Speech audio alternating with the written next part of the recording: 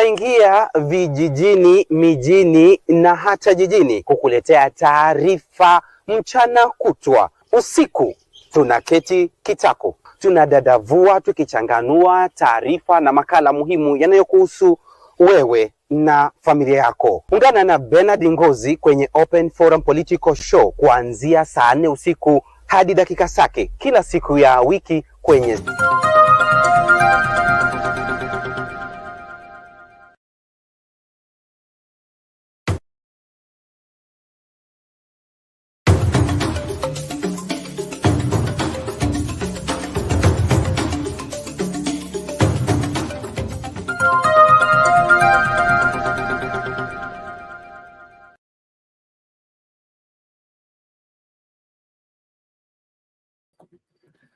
Okay, good evening and welcome to Sound Candid Talk, yet another episode of the Open Forum Political Show, the show that gives you an opportunity to air out your views on the current developments in our country, in our politics, and in everything that makes up our society. So, welcome back to yet another show. My name is Douglas. I'll be hosting you tonight.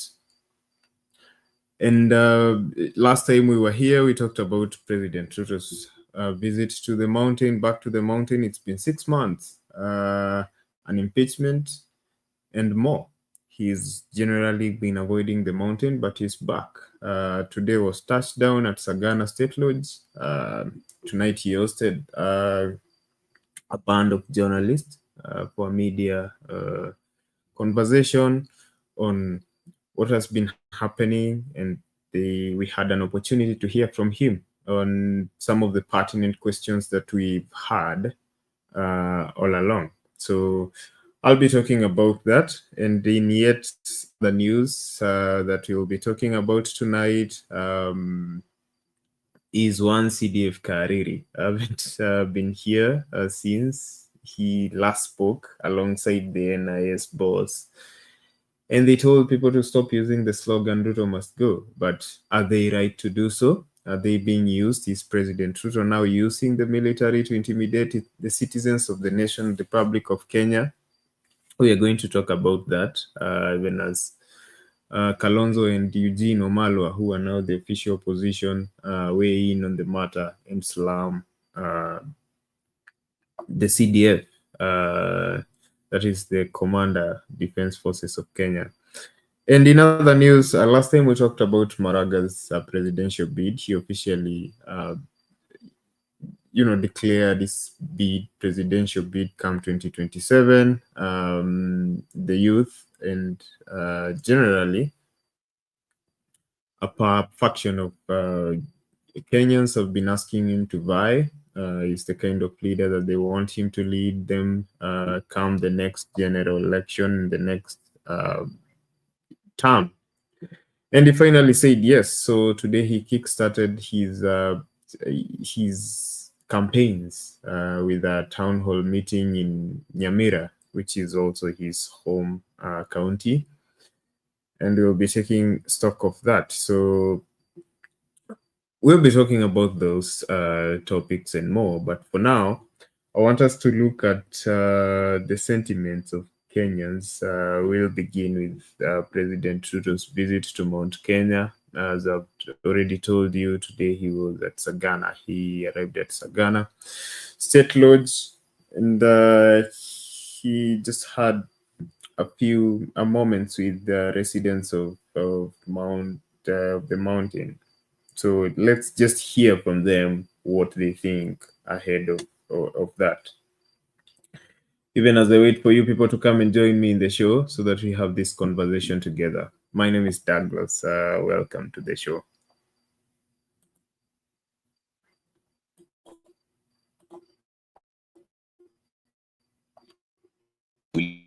Ruto starts his tour of the Mount Kenya region, and residents there are divided over his visit. Now, a section of residents from Mount Kenya who have been critical of the government for failing to fulfill pledges made during the 2022 campaigns say that they expect little from the 5-day tour. However, there are those who are expectant that the tour will accelerate completion of ongoing projects and give birth to new development projects. Gatete Njoroge has the details.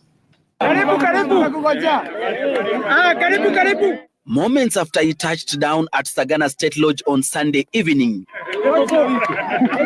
at hand to receive President William Ruto were local leaders and a handful of residents. A 5-day visit in the region already eliciting reactions from residents who came out close to a man to support his presidential bid back in 2022.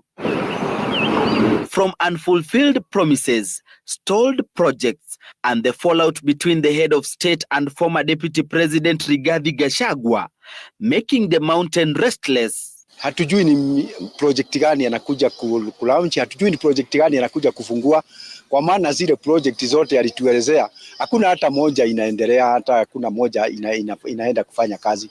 Sasa tunaona watu wanakuwa mobilized siku ya kesho wapelekwe ndio aweze kupiga makofi. Rais anakuja na ahadi zingine ama ni zile ambazo aliahidi watu wa Mount Kenya ya kwamba hizo barabara zitamaliziwa. Mahali kwingi tukaona matrakta zimekunja zimehama. Concerns that government in its efforts to ensure the visit is not interrupted by murmurs deployed top officials from the region to inspect ongoing projects.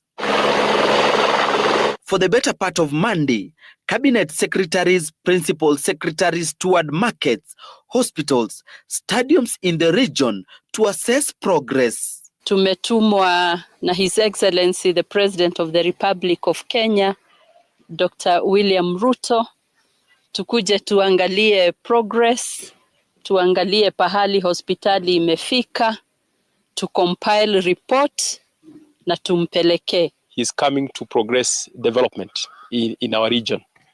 And the people of this region should celebrate and should be very proud that the head of state is in this region. But the visit by top government officials in some areas was not received with open arms, as residents want the government to focus on unfulfilled promises. This is one of the sites or projects that have been identified for launching, in fact, in terms of groundbreaking. It's a big market that is coming up here. Kuna ahadi alituahidia kuwa atatupatia milioni 100 ya kutengeneza barabara. Hakuna hata cent tulipata na hakuna kitu kimefanywa. Kisha kuna soko ya Kagio. Anasema anakuja kufungua. Hiyo soko isatengenezwa. Sasa sinjui anakuja kufungua itengenezwe nini ingine. There are those who, despite being expectant of more development, have welcomed the ongoing projects with a plea to ensure funds are available to complete the projects. Ile murandi tuko aliahidi watu inaonekana inaendelea, lakini tunaomba iendelee na isisimamishwe sababu tuko na shinda hapa hata tutosei. Maendeleo yake ni hiyo soko ametuahidi na sasa inaendelea, mradi wake inaendelea kufanywa. Labda mengine akuja tuahidi hiyo siku atutengenezea, sababu hakuna nyingine yenye tumeona. Barabara zetu ni mbaya kabisa, hatuna barabara kwetu Meru. Hakuna barabara, hakuna maji yenyewe alituahidi atatutorea hapa ya Mbututi, hatuna. Gatete Njoroge, Citizen TV, Nairobi.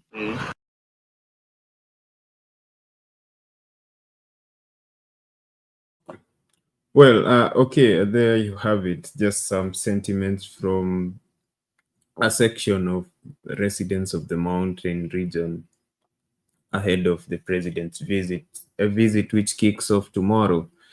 And there are lots of expectations on what is going to launch. Is it going to launch old projects? Is he going to bring new projects? What is he coming to do? What does he have for the people? But my question is this necessary? I mean, does the president needs to tour to come to your region for it to get development? Earlier I was watching the women rep of Laikipia in the morning, and she was saying that she needs to lobby, she needs to be close to the executive to be able to push the agenda of his people. But is that really the country that we envisioned? Because yes, it was that way. I understand it was that way during the reign of Moi, during those days of KANU, that for your people to get development and services, then you had to be in proximity with the government of the day.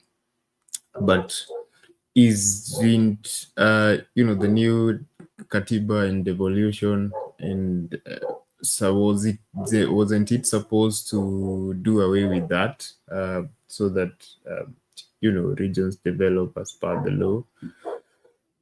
Anyway, I want to hear that from you. What do you have to say?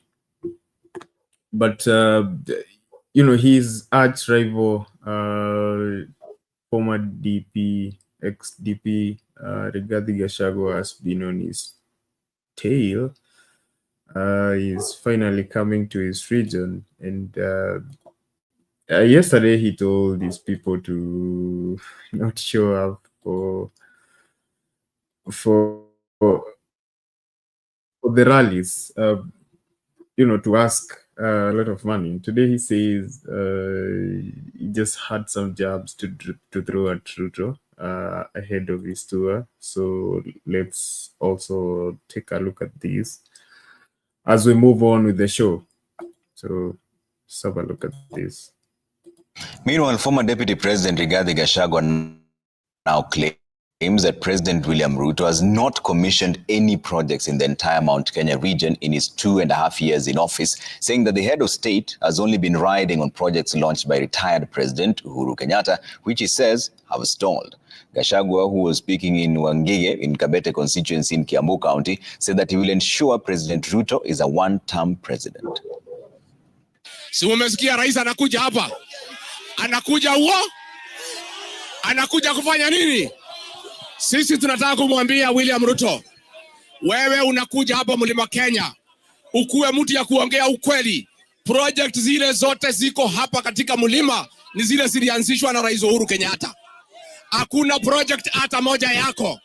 Kwa hivyo wewe ukija hapa useme project umefanya ni gani. Zile project ziko ni za Uhuru Kenyatta, umekataa kumaliza.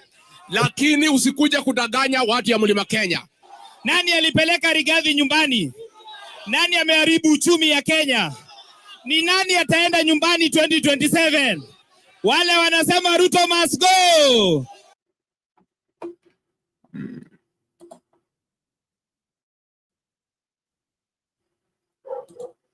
Okay. So welcome back.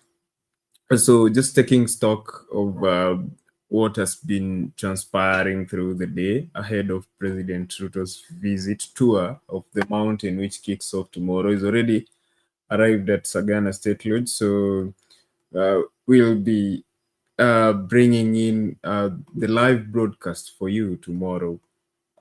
But for now, we're just having this conversation, what is happening, what's going to happen. And I had put a poll question for you up. Let me just get that. I was asking, do you think Ruto's return to Mount Kenya will restore his political support in the region? Do you think Ruto's return to Mount Kenya will restore his political support in the region? So 17 votes so far. My poll began about an hour ago. And what do we have here? Sorry, I'll get the correct tally of votes as we move on with the show. So I'm inviting you to the studio, sending out the link now. Come engage with me. Click that link. Let's stream me and configure your mic and your camera, and you're going to find yourself in this amazing space, and we will have the conversation together. Okay, so we are live on Facebook, Sound Candy Talk. We are live on YouTube, our main channel, Sound Candy Talk Live, and on our backup channel, Sound Candy Talk. So the backup channel has a blue logo. The main channel has a white logo. I think that's easier to recall. You're going to see that immediately, you type that on your search bar on YouTube. Anyway, so just a couple of hours ago, President Ruto had a sit down with the media, specifically vernacular stations, that is Inoro TV, and reporters from other stations, and he was just having a conversation. And some of the questions that arose was, why did he impeach his deputy? Remember, he's never talked about it. He's never explained why. It just happened, and he moved on like nothing happened. Gachagua has been a bitter man, but on the other hand, he's been, very popular, especially in the mountain region. But today, Ruto has come out to explain what really happened, according to him. So I do have an opinion with that. Sorry, I don't have an opinion with that. So we're just going to take a look at that as I wait for you to join me in the studio. So he says that the reason he had a fallout with this former deputy, is because he told him he's going to make him a one-term president, and demanded 10 billion from him. I don't know how true or not true that is. You will tell me how you discern it. What do you think? I've sent out the link right now, but in the meantime, we're just going to look at that interview. Partly, it's a really long interview, but we're just going to look at that segment where he talks about his fallout with this deputy. But in the meantime, the link is out there. Come into the studio, join me into the studio, so that we can have the conversation. Able Counseling Associate says we can't join. I've not sent out the link. I've just sent it now. So it's out. I've just sent it now. It's in the comments section. If you're on Facebook or YouTube, I guess you should be able to see it now.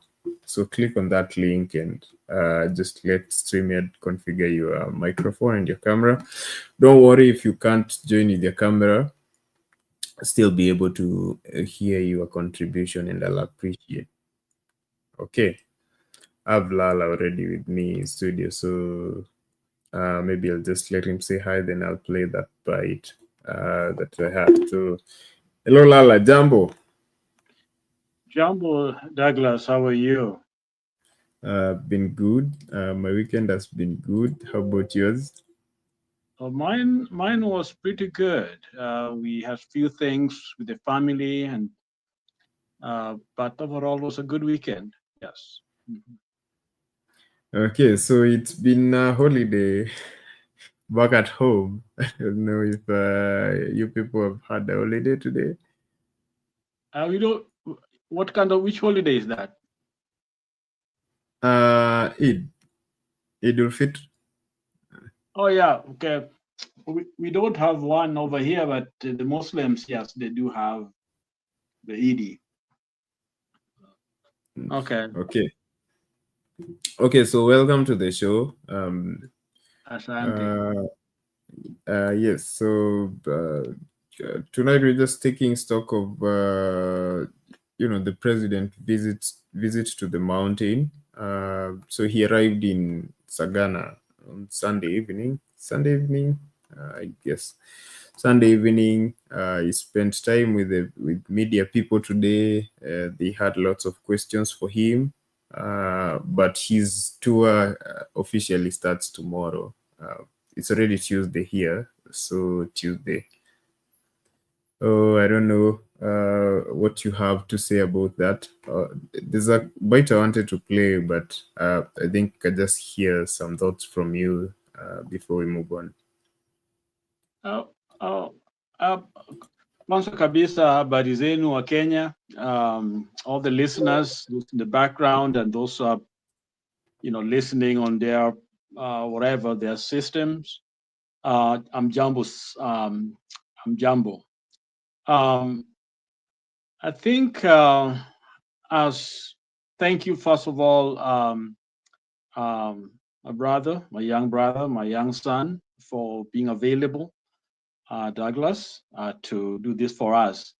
I think we had a great preacher, the Wesleys, and one time there was, I think, a lady in the church that this man used to preach, and he used to preach a message on born again.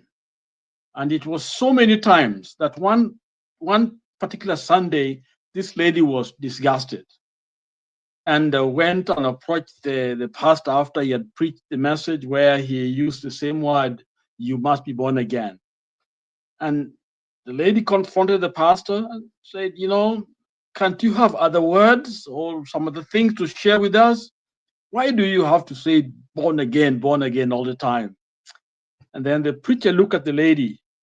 I preach about it. The preacher said, because you must be born again. You must be born again. In other words, what he was saying is that the people have come numb to the word of God. They are not listening, or if they listen, they don't care about it. So the preacher is called to preach it over and over and over again. Why do I say that in our political scene in Kenya? And it's for this simple reason. You see, when a leader loses their legitimacy, okay, or his legitimacy or her legitimacy, several things happen for a leader. Number one, when people no longer trust and believe in you, okay? These are facts, People don't believe in you and your governance, in your regime.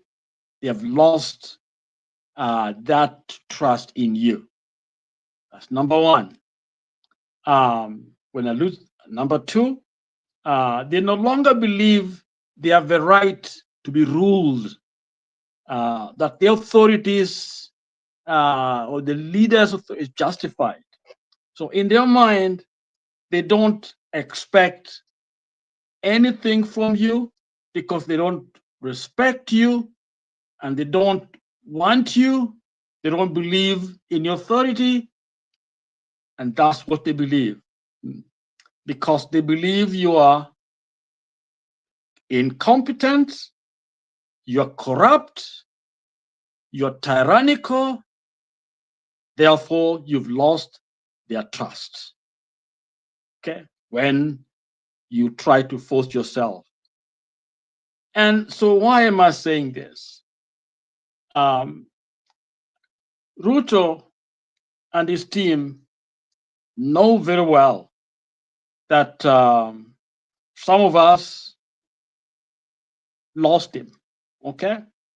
So coming to different parts of Kenya, especially now in the central, people really are not expecting anything, okay? So what can he do? And what he can do is to come and do nothing. That's all he can do, okay? So even for people to expect him to do something, first of all, it makes the people, some of us, look very primitive when we are waiting for some goodies to come. In other words, we bypass the normal processes of developing our economy, our people. Now we are waiting for somebody atupatie kidogo tu. Yani akija hapa tupatia. I mean, that's just primitive, even to expect that to happen. Umeona watu wanakazungumza hapo, atatufanyia nini? It's like a leader comes, it's like a goodies to bring. Kama watoto, wajua nilikuwa mdogo, mama akitoka sokoni, unangoja, unaona vitu vinatolewa, unangoja as a sweetie ama peremende and all that. That's what you're looking for. Mama akitoka sokoni atuletee. is the primitive form of leadership. And here we are, we claim to have better than other African countries, supposedly. You know, we have this big economy, we have all these tech people, but behaving primitively, waiting for somebody to give us something. In fact, they'll be very happy if akileta kitu, knowing that amenyang'anya another place anatuletea. When he come to our village, we are very happy. It's like we are waiting for him to come, which is a primitive way of leadership. And I pray that our young people will not fall to such kind of tactics, such kind of primitive ways of leadership. So to me, Ruto has brought nothing. If it comes to talk about ideas to learn from people, like any leader is every right to go to any part of the country. But at this time, to play politics on people, it is so sad.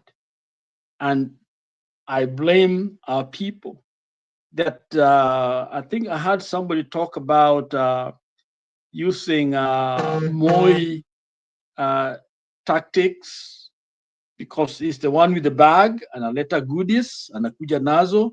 In other words, we don't need parliament, we don't need all these other things because he's a judge, he's justice. You know, what he wants, you know, goes. If you are a thief and your clients, you're fine.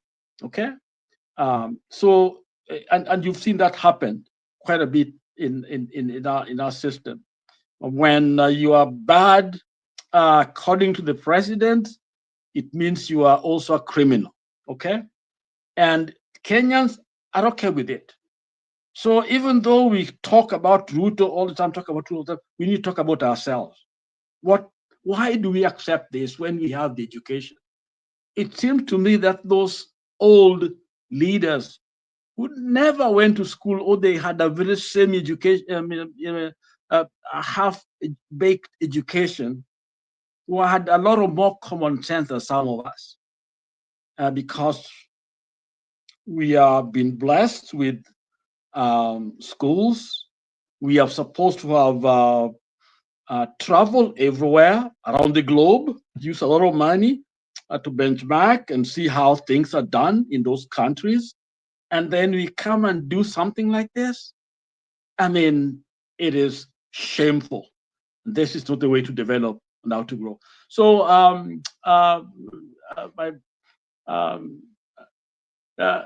what I'd like to say is very simple. Is that Ruto has lost his legitimacy. He has failed to address, critical issues, economic issues, social issues that needed his attention. Okay, he is, as a matter of fact, he is a man that is there. The most important thing that should have happened is for him to resign, or Kenyans to vote of no confidence, or we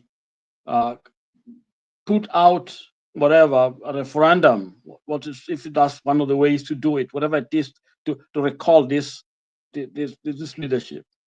For us to let it go up to 2027, I think it's a big mistake. That's my own opinion, and based on what I see. On the other hand, when we point our finger at Ruto, but they are enablers, and the enablers are on every side, because I wonder who the oppositions are, because what we think of as opposition, if they come into power based on what we see going on, they are more interested in goodies, doing the same thing that successive government have done. You are in power. It's about you and your friend and your cronies, okay? Not about the nation. And that has been consistent going on. So I think the bigger blame is on us, even than Ruto. Because if we want things done, it should be done as Kenyans. If we know what we want, things should be done. People like Ruto should not be there if we knew what we are all about, what we are supposed to do. But we vote for them. We pretend all of a sudden that we don't want them because we didn't get something. People like Gachagua, because he was not, he was humiliated, he was kicked out. Now he's in the position. Otherwise, if you give him back his seat, he'll be just there. So these are the challenges that we have in our democracy, and I think we have a long way to go. Back to you, Chedizo. I'm calling you Douglas. Back to you. Not Chedizo. Okay, thanks for that, Lala. I saw his shadow next to you there. Go ahead. Pardon? I thought I saw his shadow next to you. Not really. Chedizo is still, it's celebrating Eid. Oh, yeah, Eid. Yes.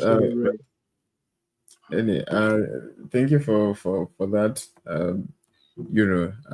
Introductory submission and your take on the presidents too of the mountain, and that's just a question I was also asking here before you join. That I thought that the new constitution was about taking that politics, that style, that system of governance where the president and the executive hold the bag, and that politics of tokenism, and they move around winning people with that. And if you're not in the good books of the government of the day, then you will not get, your people will not get the services that they're supposed to. And a conversation that has been going on in our country this past few months is is taking the treasury from the executive the way to solve this. I don't know what you think about that. How does it work out there? Douglas, what makes us really feel angry is because right now the war should be on a larger platform. How do we compete with Korea, China, and other places? How do we enhance our natural resources as Africa to make our lives better? How do we bring down the boundaries between our countries to create a huge market? And how do we compete on a global scale? That's where our fight should be. But really is as if we've never come out that colonial hang-ups where we are discussing minute stuff. Kenya has enough for all of us. All we need is brains that are able to see and seize what is there and use that knowledge, understanding, and what is there to create the world. Wakanda, the movie Wakanda, had the right tone because it's seeing Africa in its potential. And that's where we should have been. But look at us. What are we talking about? We're talking about somebody's going out there asking for some little stuff.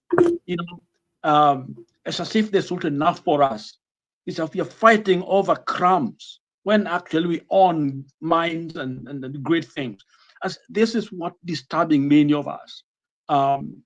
Somebody go out to steal an election, and even when things is lost legitimacy, he can't do honorable thing and say, you know what, Kenya's bigger than me. Let's put things in order. Okay, leaders are just fighting for positions, and that's all they see. So the question is, when are we going to develop? When is Kenya going to develop? Okay, when you go out, I've been almost every part of this globe, everywhere. I've been everywhere. I've dined with the powerful people. and sit down there and I think about my little village in Kenya, okay? And I'm wondering, when are we going to use those wonderful resources? And people know that when they talk to you as a Kenyan, it's almost like they're salivating on the fact that you come from there, the beautiful land, the opportunities that are available in Africa, and different things that are there. They see it.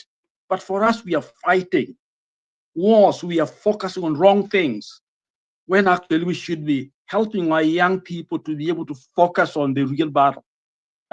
Look at the ways that we have in here. Look at M-Pesa, the technology and all that our young people are able to bring up, But you see, who benefits? It's the Googles when they hire them. It's the Boeing and others. There are a lot of Kenyans doing great jobs out here. If you'd get those and bring them back to Kenya, give them the support that they need, I'm telling you, there's nothing we cannot do in that country. And we have everything.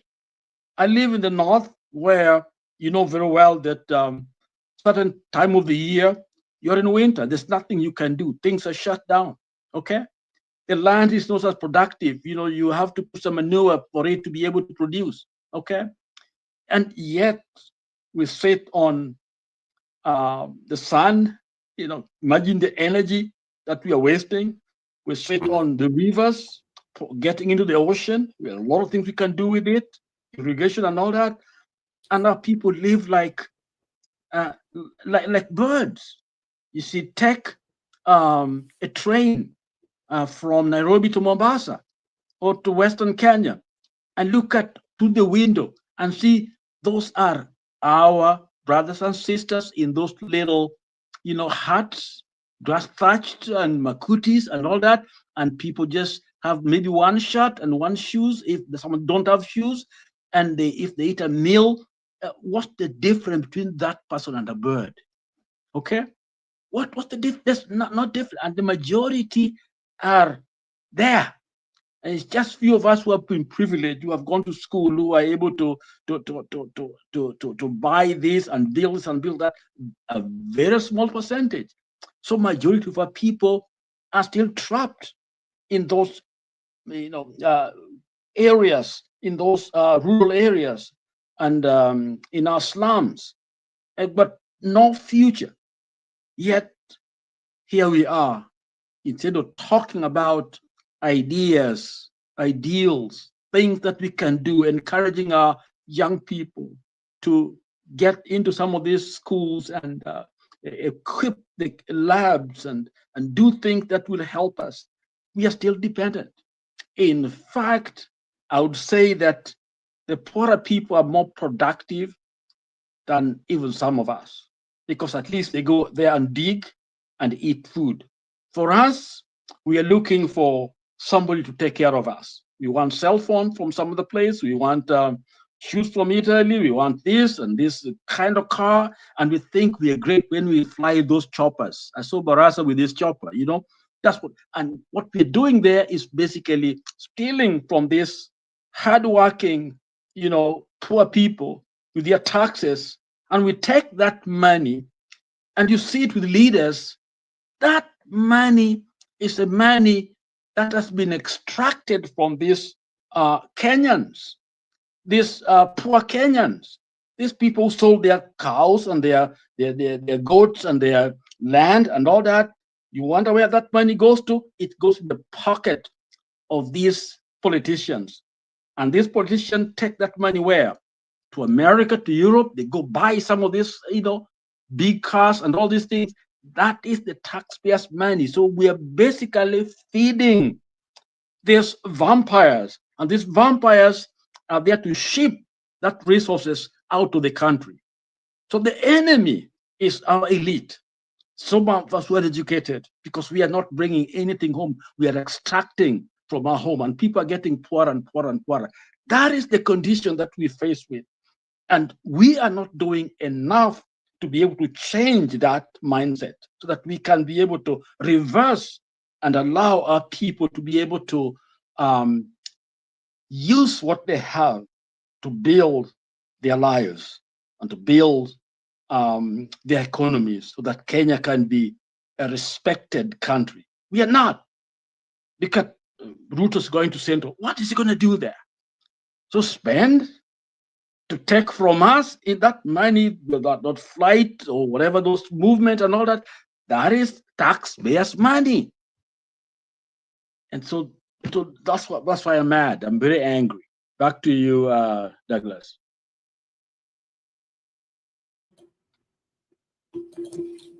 Okay, Lala, thank you for those sentiments.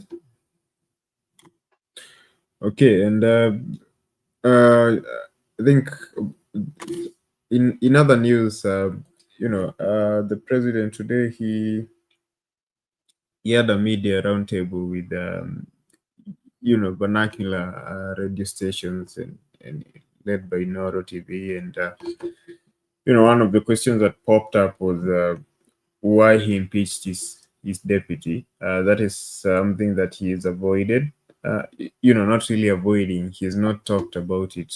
He's not explained why. Gachagua has been running around telling people this and that. But okay, so he just shared his side of the story, and in the meantime, we just have a look at that. But before we do that, I just want to invite you into the studio. The link is out there. Maybe I'm just going to send it out one more time. The link to joining the studio. Let's stream and configure your mic and your camera. Then you're going to join me and Lala in this conversation. But for now,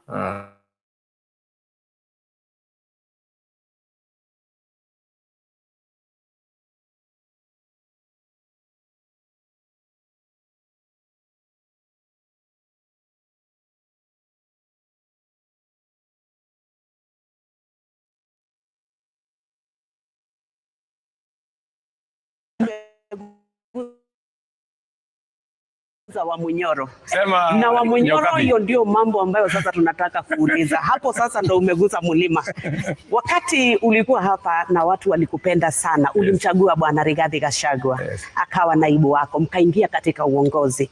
Sasa wakati tukiendelea na kazi tukaona, sijui ni jambo lipi ambalo lilikupa msukumo ama ni lipi lililosababisha akang'atuliwa kutoka kwa kiti cha unaibu wa rais. Ni jambo ambalo lilikera watu wengi sana wa mlima, sababu walisema umemng'atua mtu wetu, na hata ukawaletea bwana profesa na wakasema sisi mtu wetu alikuwa Rigathi. Ni jambo lipi ambalo lilisukuma kabisa Rigathi akang'atuliwa kutoka kitini cha unaibu? Hiyo ni swali ambayo itajibiwa na watu wengi, kwa sababu wenye kumtoa Rigathi ofisini, mimi hakuna mahali nimeweka sahihi atolewe. Sheria ilifuatwa, lakini wacha nikujibu. Wenye kumtoa wakamtoa, si ndio? Lakini nataka nikurudishe nyuma kidogo. Kabisa. Mimi ndio nimenominate Rigathi Gachagua. Si ndio? Hakupigiwa kura ati ndio mimi ni nominate. I nominated him. Kwa sababu katiba ya Kenya sehemu ya 148 inasema rais ndiye ana nominate. Si ndio? Mimi ndio nimemnominate. Na nimemnominate kwa kura yangu moja. Si ndio? Na mimi nataka nikueleze. Hata wakati mimi nimemnominate Bwana Gachagua, niliuliza, kwa sababu nilikuwa na wabunge wengi, viongozi wa kutoka mlimani. Tuliketi chini na wao. Nikawaambia, jameni, mimi nimefanya kazi na Mheshimiwa Uhuru Kenyatta miaka 10. Nimefanya kazi kabla ya hiyo. Nimekuwa rafiki ya watu wa mlimani. Na wameniamini, wanataka kunipatia kura zao. Nataka nyinyi kama viongozi wa kutoka mlimani, wa bunge wa sasa, mmoja wenu ama mmoja wa viongozi wa kutoka mlima awe naibu wangu wakati tunaenda kwa uchaguzi. Nasikia Nyokabi? Nasikia. So nikawaachia nafasi, nikamwambia haya, mnipatie mtu. wakazungumza pale kwa ofisi yangu Karen pale nikiwa naibu wa rais. Karibu mpaka saa 10 toka asubuhi. Mwisho wakaniambia tumeshindwa. So tufanye namna gani? Nikamwambia hapana, hamwezi kushindwa. Wakaniambia kwa sababu tumeshindwa tunaweza kupiga kura. Nikamwambia pigeni kura. Wakapiga kura. Nasikia? Si unataka ukweli? Kabisa. Ikapigwa kura. Huyo Profesa Kindiki akapata kura 27. Ule rafiki yangu Rigathi akapata kura 5. Unasikia? Sasa wakati hawa viongozi wameniletea majibu nikawaambia wacha nifikirie kama vile tutakavyoenda. Mwisho nikawapasuade, nikawaambia sikizeni. Mimi nalaumiwa Mlimani kwamba mimi nimeshikana na viongozi wachanga, viongozi vijana. Sijui Ndindi Nyoro, sijui Kimani Ichung'wah, sijui nani, hawa vijana wadogo wadogo. Na hata huyo profesa ako katika kiwango hiyo. Kawaambia ili tusionekane kwa watu wa mlima, pengine nimechukua vijana, wacha nichukue huyu mzee karibu wa rika yangu, pengine mzee kidogo kuniliko, shingo upande. Wakaniambia wewe ndio kuamua. Sawa, mimi nikaamua, tukaenda pamoja na ndugu yangu Rigathi. Hiyo ilikuwa ni miezi 3 kabla ya uchaguzi, si ndivyo? Baada ya uchaguzi sisi tukaanza kazi. Mambo matatu yalitokea. Ya kwanza, shida. Kesi. Kila siku kwa kesi. Itumbi amesema sijui ameandika nini. Sasa tukafanya kesi. Kaita Itumbi. Deputy President ameketi hapo, mimi hapa. Wewe Deputy President anasema umefanya. Haya, tunamaliza kesi. Next, baada ya wiki moja, Faruk PA, mtu mdogo, amefanya. Haya, naita Faruk, amefanya kesi.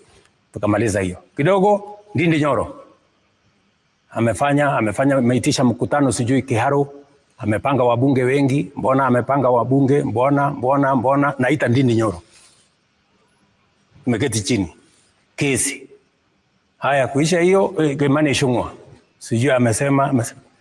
Sasa mpaka nikamuuliza, ndugu yangu, wewe ni naibu wa rais wa Kenya, bloga huyu Dennis Itumbi, bloga, unasumbuana na yeye nini? PA ya ofisi mtu kidogo, hawa vijana sijui Ndindi Nyoro, sijui Kimani Ichung'wah, sijui nani, sijui mama mwingine, sijui anaitwa wa kutoka hapa ati alikuja, sijui anamwambia wewe unazungusha marinda, sijui.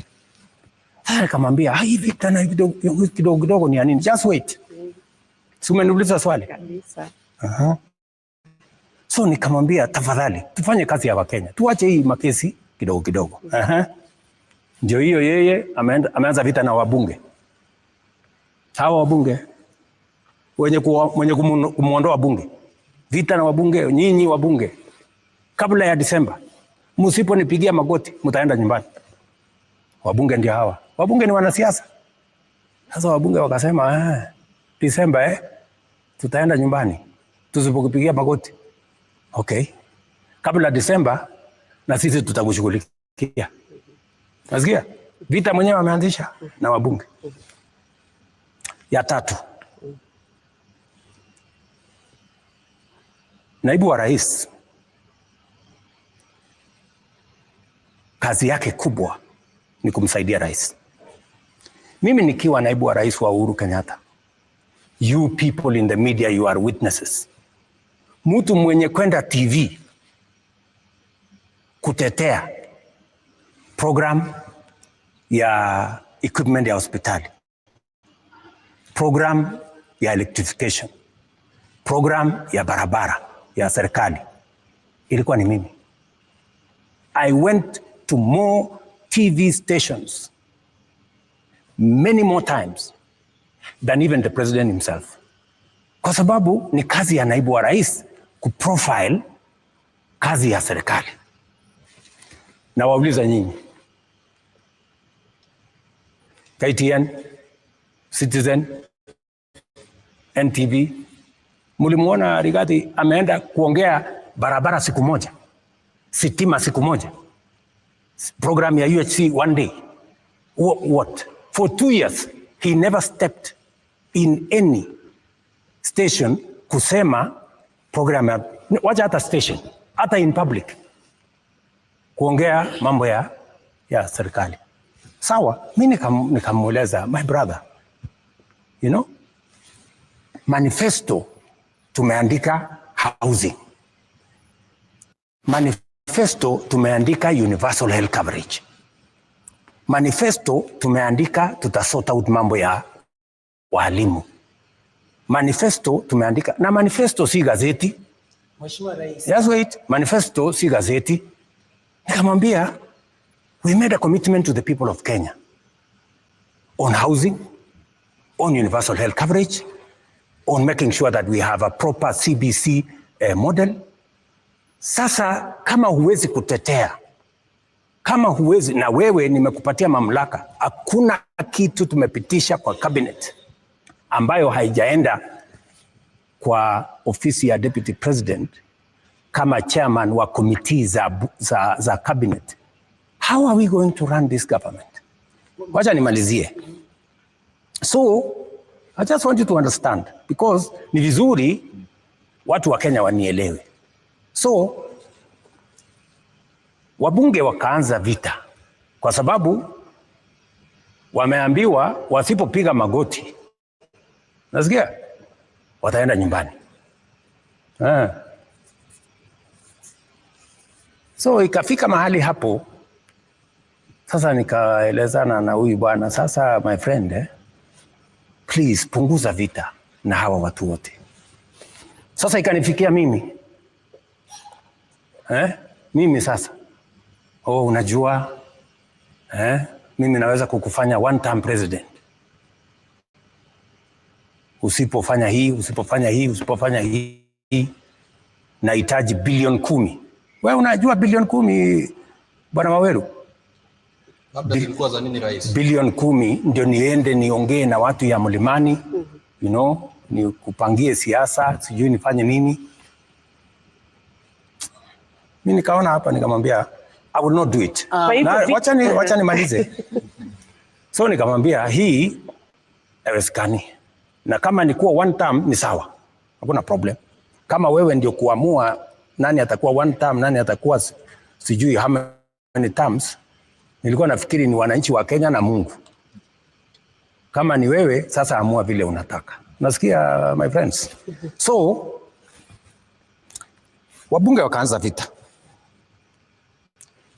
And hata wabunge marafiki wa Rigathi watakuambia, mara 2 niliita wabunge, nikamwambia, sikizeni, hatukuchaguliwa kuja kupigana, tulichaguliwa kuja kufanyia Wakenya kazi. Wachana na mambo ya impeachment.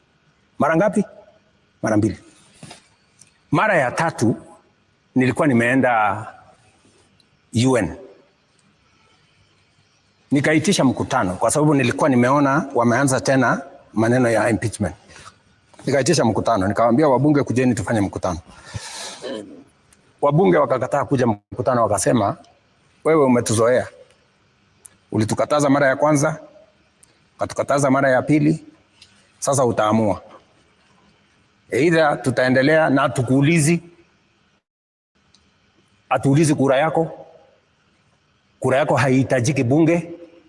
Sisi tutafanya vile tunavyojua tutafanya. Hiyo ingine wachana na sisi. They never came for the meeting. My friends, I tried.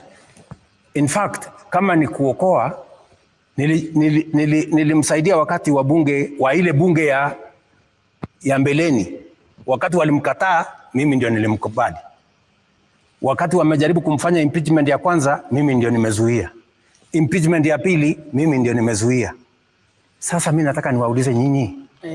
Kwani Wakenya walinichagua mimi niende nifanyie kazi mtu mmoja, ama nifanye kazi ya Wakenya wote. Mheshimiwa Rais. So, I mean, tafadhali mambo ya hiyo tufunge hiyo chapter. Wacha swali moja tu labda, sababu ulikuwa naibu wa rais. Kwa sababu wacha niwaambie. Kenya hii tuko na mambo ya viongozi. Lakini tuko na mambo ya wananchi. Mambo ya viongozi wananchi wataamua. Hakuna haja ya mimi kubishana na Rigathi ama wabunge wengine kwa sababu mambo yetu sisi wote itaamuliwa na sitaamuliwa na wananchi. So sisi wote tujipange. You know, ile imefanyika unfortunately.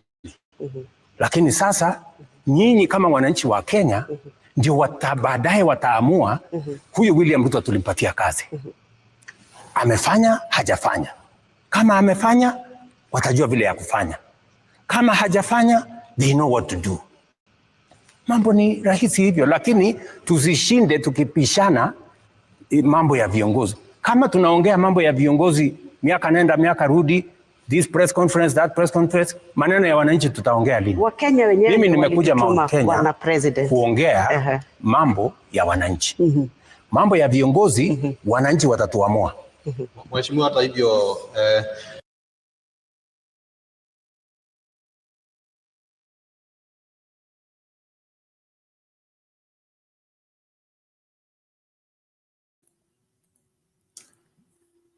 Okay, so there you have it. There, that conversation happened tonight. You know, at Sagana State Youths, and so this is what Rigathi had to say in response on social media just moments after that interview. He said, "I'm now convinced more than ever before that biological lie is a mental disorder. The greatest existential threat to a beloved country is outright lying to the people of Kenya without blinking, and failure by a leader to put his team together to harmonize their lives. I weep for my country, Kenya." Okay, but Lala, back to you. So from a trained psychologist point of view, what do you see? Douglas, I really can't say much, but what I do know is that Ruto has a lot of problems, a lot of it. I can't trust him. But in the same breath, I can't trust Gachagua at all because he was there for his interest. In fact, I have more problem with Gachagua than even with Ruto, because at what point did he know that Ruto has this tendency, this pathological lying and all that? Why couldn't he notice anything till much later? As long as the wrath was towards people he didn't like, as long as the economy was not the focus of certain areas or the entire nation, as long as he was in power, able to tell the people what they're not supposed to do. So to me, I think he was basically building his own system rather than the government, because he did not, his term in office was very pathetic. As a matter of fact, I think it was good that they get him out. So to me, I think the two of them are embarrassment to the country, and of course, I also still have to put the blame on us wananchi, because we knew there's nothing. No, Ruto did not come from the moon somewhere. Ruto as a history, and that history has been known all along. Gachagua has a history, and also we know his history too. So even when they are talking, we're just watching and listening, and they are not convincing any of us. Well, they had the issue between the two of them, but the people who suffer are us, because it's our funds, it's our taxpayers, it is our country, is the stagnation of our development, which threatens our future, and that's the result of this kind of leadership. And that's why I think the bigger blame is on us as wananchi, for not standing strong enough to be able to tell these two people that they didn't deserve to be where they are. So that's what I can say. The details, I'm sure they have the details are there. I mean, the meetings are there. So whether it's lying or not lying, I don't know. But both of the two gentlemen are no good for the nation. Back to you. Okay, thanks, Lala, for that. But you know, I continue to invite you into the studio. The link is still out there. Welcome to the show and engage with us. You know, tell us what are your views concerning you know, this new development. The president is already touched down in Mount Kenya. He's at Sagana State Lodge. Tonight she had a conversation with media, and just lots of questions there centered around development, his former deputy, J.B. Muturi, and all that stuff. He had a lot to say. You know, part of it is controversial. He says that his former deputy demanded 10 billion to save him from being a one-term president. But you know, I just wanted to hear from Lala how true that could be. You know, you're asking a wrong person, because to me, both of them are thieves. I'm sorry to say that. And so when, so the fight between them may be true, because that's what they're all about. It's about that. I mean, that's very consistent with what people, you know, perceive of them, and that they are not interested in the development. Because if they are, then Ruto would say, "Let me step away from here.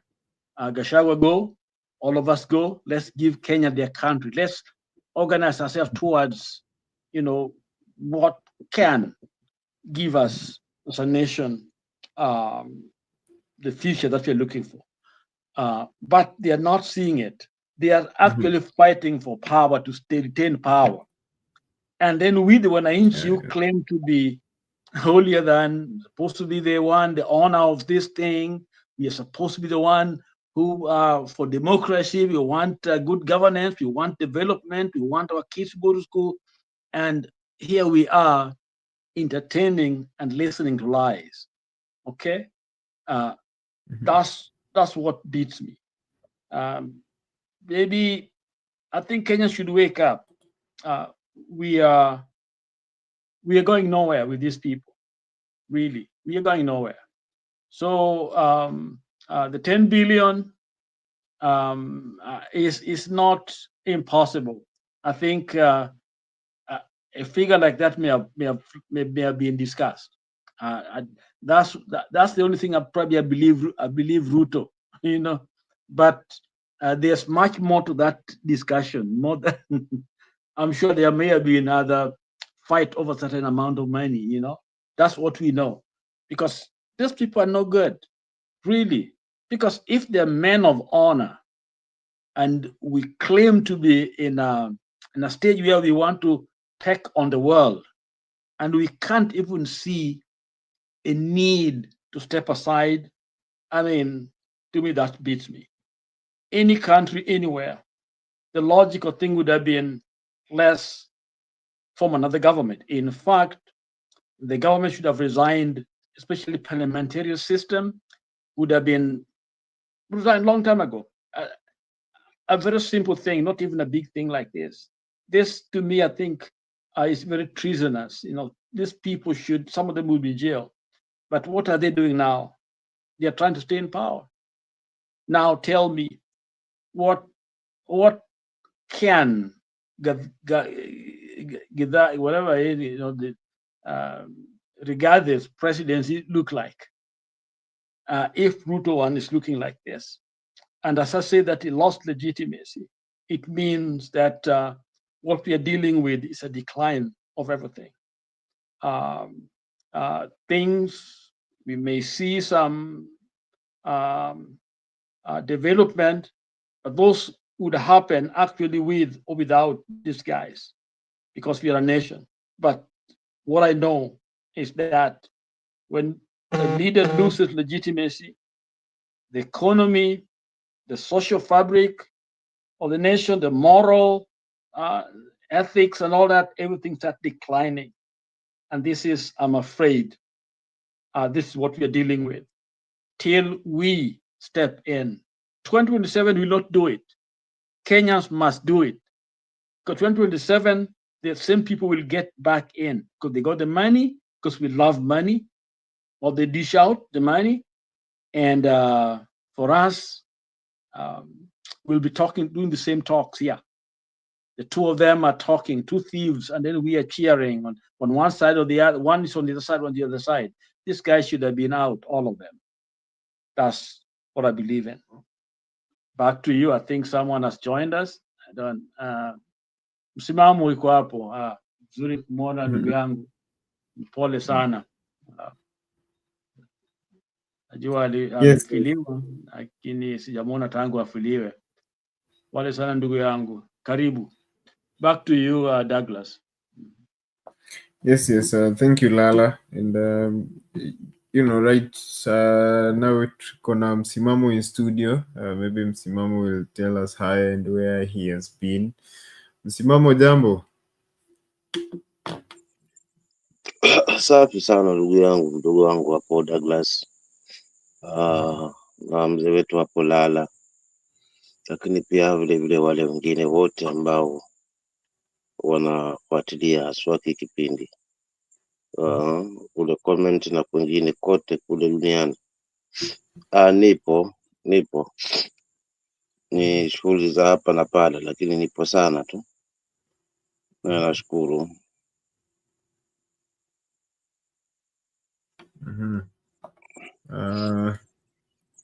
Lala alikuwa anakupatia pole zake na pia pokea zangu. Nimeshukuru ndugu zangu sana tu. In fact, nimeshukuru for the great support kipindi kile ambacho niliweza kufikwa na yale yaliyo nifika. Unajua ni mambo ya kawaida. Lakini kwa kweli nawafuatilia tu. Lakini kwa pole nimeshukuru sana ndugu zangu sana kwa kusimama na mimi wakati ule. In fact, mzee Lala na wengine wengi tu.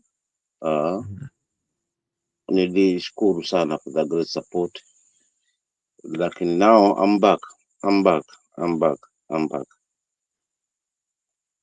Okay, thank you for that. Msimamo ni mmoja wetu hapa. Alikuwa amepata msiba, lakini anasema sasa amerudi, amemaliza.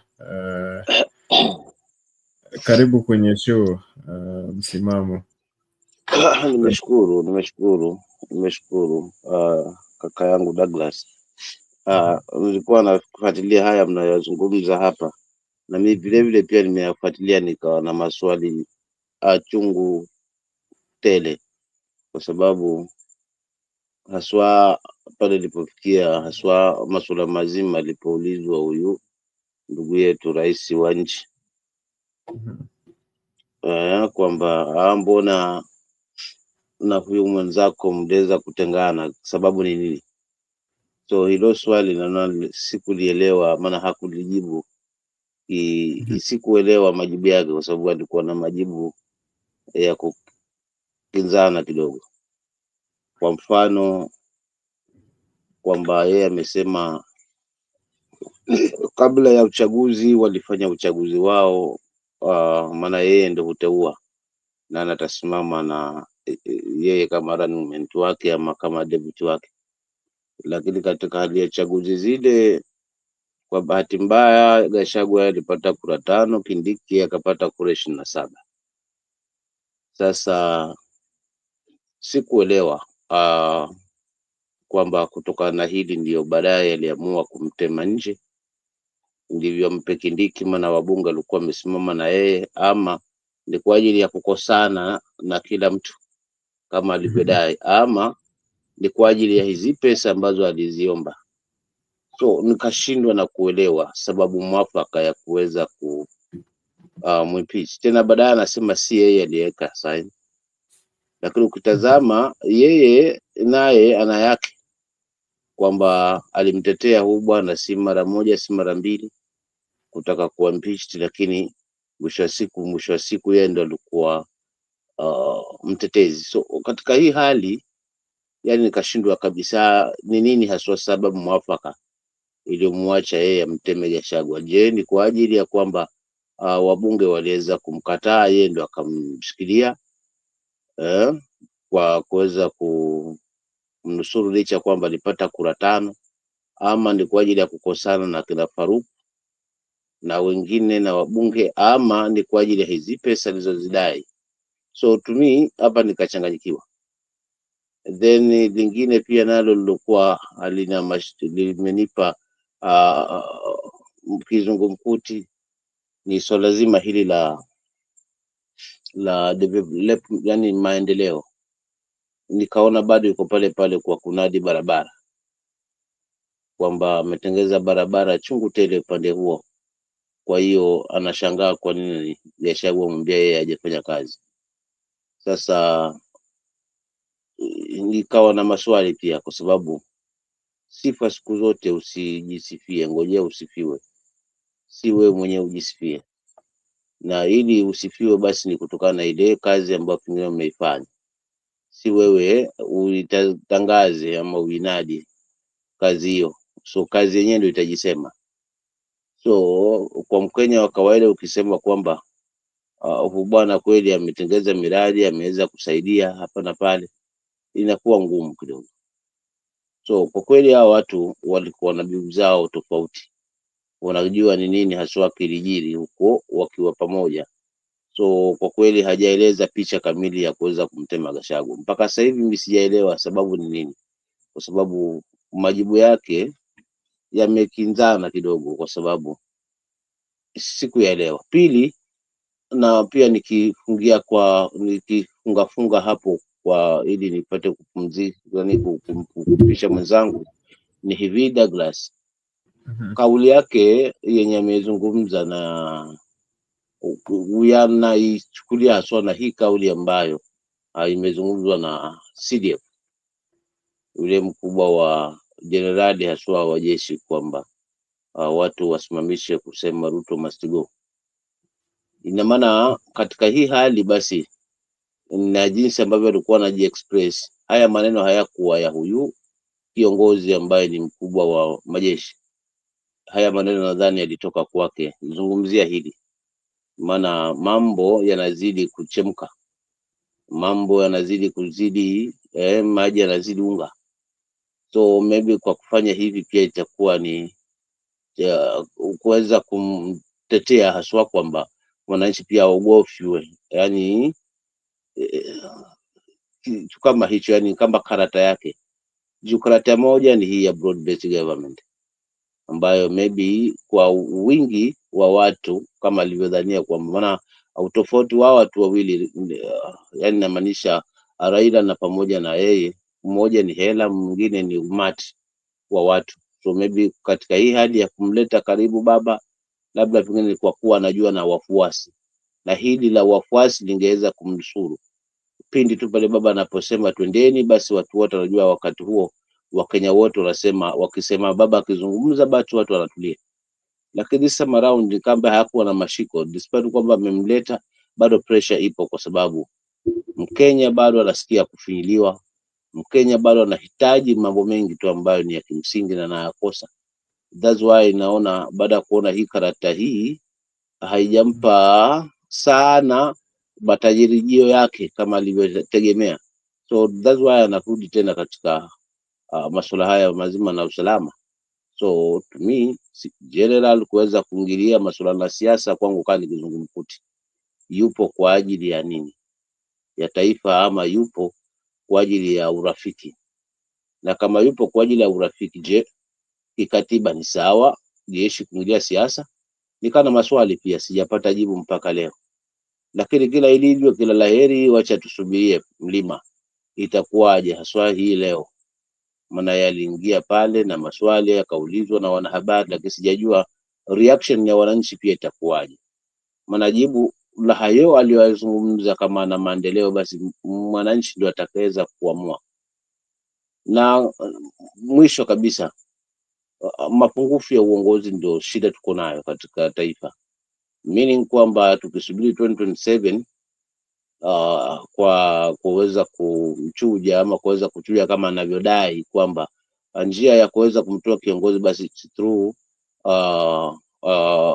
ballot na either pengine impeachment, yani kisheria, unaona. So to me naweza nikasema kwamba kwa ballot wa Kenya hapo hatutakuwa tumeweza, isipokuwa tu labda kutokea kidume ambaye ataweza kusimama na kuyazungumza haya ambayo yanamsibu Mkenya, then na tuamue kufurusha huyu before 2027. Lakini kama ni 2027 ndio tunategemea ili tuweze kumchuja, basi kwangu naona kwamba hii kidogo itakuwa ngumu.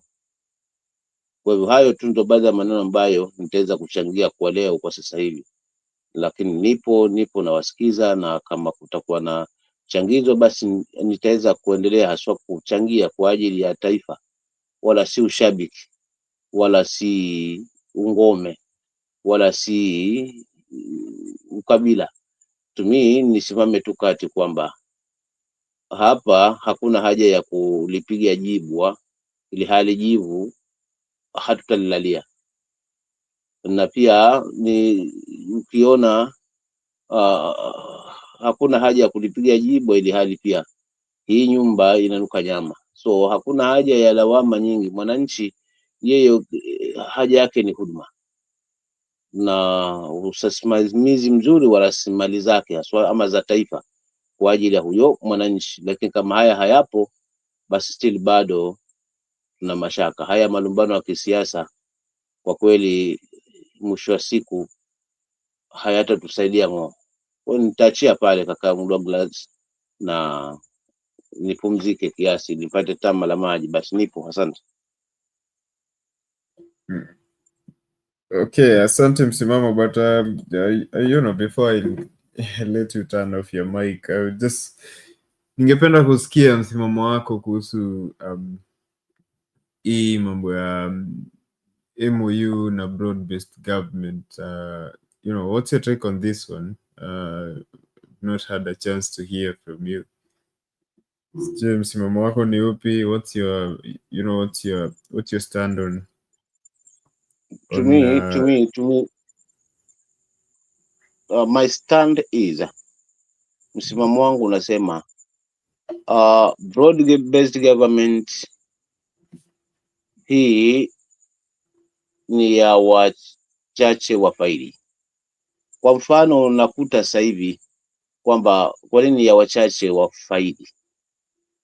Tutazame tu those wenye wamekuwa pale haswa kama expertise na wale ambao sasa hivi wanaweza kunyakua viti sasa hivi kama vile ambavyo mnasimamiwa na kila Nyoro na wengine. So hii broad based government inaletwa kwamba ni sura ya kitaifa ama ni kitulizo haswa cha taifa. But me naona hii ni opportunity ya wale wa ndani wa mzee kwamba wapate nafasi na wao wapate nafasi katika hii serikali, kwa sababu hiyo ndio hali naiona kimtazamo wangu. So to me broad based government ni kama hujuma kwa mwananchi, kwa sababu still bado ni wanasiasa wale wanazunguka, wale waliogombana wakati ule sasa hivi wameungana tena, unaona. Hawa nao wengine wanatoka hivi wanaungana kule. So hii ni kitu ambayo to me imefanyika muda mrefu, wanasiasa kutupitisha huku na kule, kama vile mfano wa panya, huyu anaingilia huku anatoka na kule, lakini mwisho wa siku anayeumia hapa ni mwananchi mwenye kutozwa ushuru, kwa sababu broad based government ingie, mimi sijaona tofauti kubwa kutoka pale enzi za mwanzo, hata before broad based government, yani kutoka hapo mwanzo haswa kwa kuweza kutemwa mawaziri wakati ule, wakaletwa mawaziri hawa wa broad based government ambao ni expertise. Me, I don't see any changes.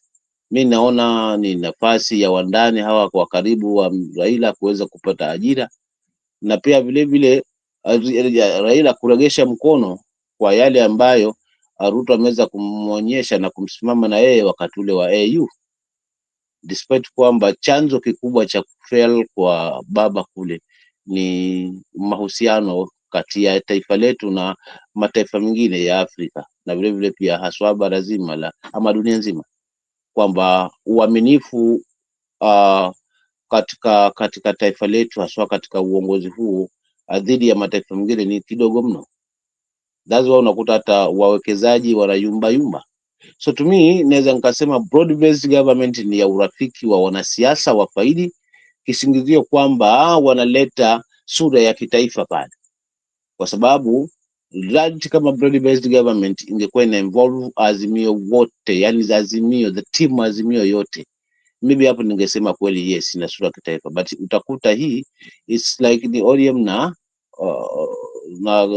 ODM tu peke yao ndo wako katika hii broad based government, ili hali Azimio ilikuwa na wengi, ilikuwa na viongozi wengi haswa, unaona. Kwa hivyo tumi inaweza kusema hakuna lolote ambalo ni jipya hapa katika broad based government, isipokuwa tu ni kutufumba macho tuone kwamba taifa hili ni muhimu kuliko mtu mmoja kama inavyonadiwa, lakini kwa kweli huu ni urafiki na wanaofaidi ni hawa wanasiasa kwa kujigawia nafasi za ajira ama nafasi za kazi, ili waendelee kula mishahara na wananchi waendelee kupeana ushuru, wao wakiendelea kuteseka haswa wakikosa zile huduma muhimu kama vile afya, elimu na usalama.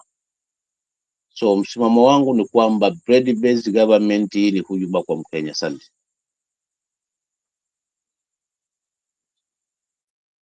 Okay, asante msimamo kwa huo msimamo wako kuhusu swala la broad based government. Okay, anyway, so amongst other issues that I still have Lala. Okay, before I move to that, I think I should just take a few comments. Although leo watu wa comment section ni kama wamelala. But anyway, we have Osam who says a very arrogant, according to the president and how Gachagua has behaved since his impeachment. My own opinion is Gachagua is someone very difficult to work with. He's not a good teamwork person. He's a very arrogant person. He acts without thinking. Imagine during the Gen Z protests, he traveled to Mombasa and started making press addresses after the president. He thought an opportunity had come to get into power through the back door. Anyway, yeah, so that's concerning the issue, what the president had to say regarding, the impeachment of his former deputy president, Rigathi Gachagua. But anyway, a question I just want to pose before we move into to the next segment, last segment of this part of the conversation. Back to you, Lala. So the president says he impeached, he appointed